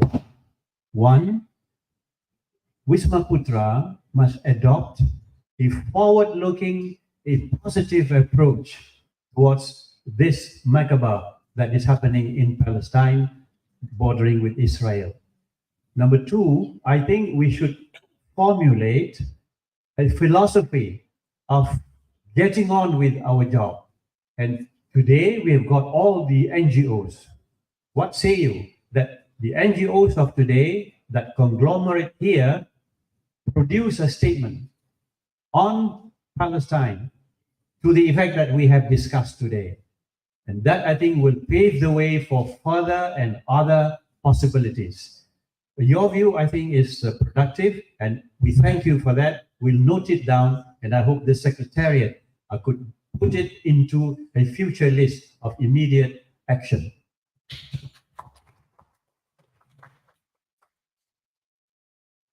Thank you, Tan Sri. Ladies and gentlemen, that is all the time we have for the plenary session. Thank you for taking the time to be with us here today. We hope that you leave us here today with more wisdom and understanding for energizing peace and criminalizing war. Free Palestine from the river to the sea. Thank you. Before leaving the auditorium, I would like to invite participants of the roundtable session to make your way to the banquet hall across the building. We will begin the roundtable session chaired by Dr. Muhammad Ghazali, Muhammad Noor, shortly after the press conference and group photos. Can we please have the panelists in front of the stage as well? For the press conference, can I please also have the heads of joint hosts, Tan Sri Nur Rahmai, Tuan Haji Zulkifli, and Tuan Haji Kamaruzaman to join the panelists. Finally, can I have Professor Dr. Mizan and Roundtable Chairman, Dr. Ghazali, please also join the press conference. Thank you all. The lunch part is not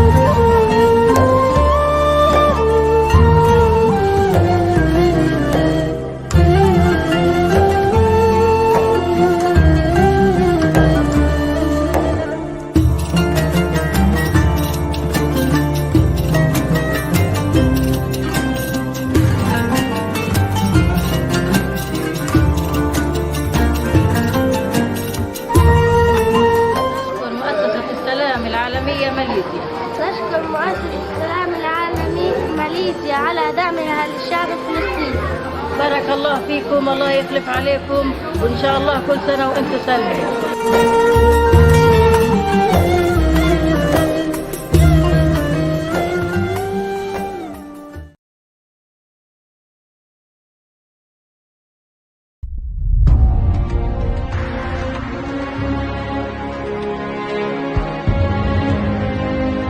Assalamu alaikum wa rahmatullahi wa barakatuh. Today, officially, MyCARE Gaza opened a new shelter for the refugees. This is called Friendship Shelter Camp number 2, after we already opened number 1. This camp sponsored by EconSave. So from the bottom of the Palestinian Hearts Demakase for EconSave, this camp number 2 is located in a Nusayrat refugee camp. And also we have around 60 tents inside this camp. As you see around me, we have too many children in this place. This place will support the children for the education and for the psychological programs. As well, we will provide them with food, drink, and everything else. We have actually different programs and activities in this place. We will show you, inshallah, these activities in the coming days, and we will update you. Alhamdulillah, we receive different thanks and feedback from those people who stay in this place, and all of them, in one word, they are thanking MyCARE Malaysia and EconSave.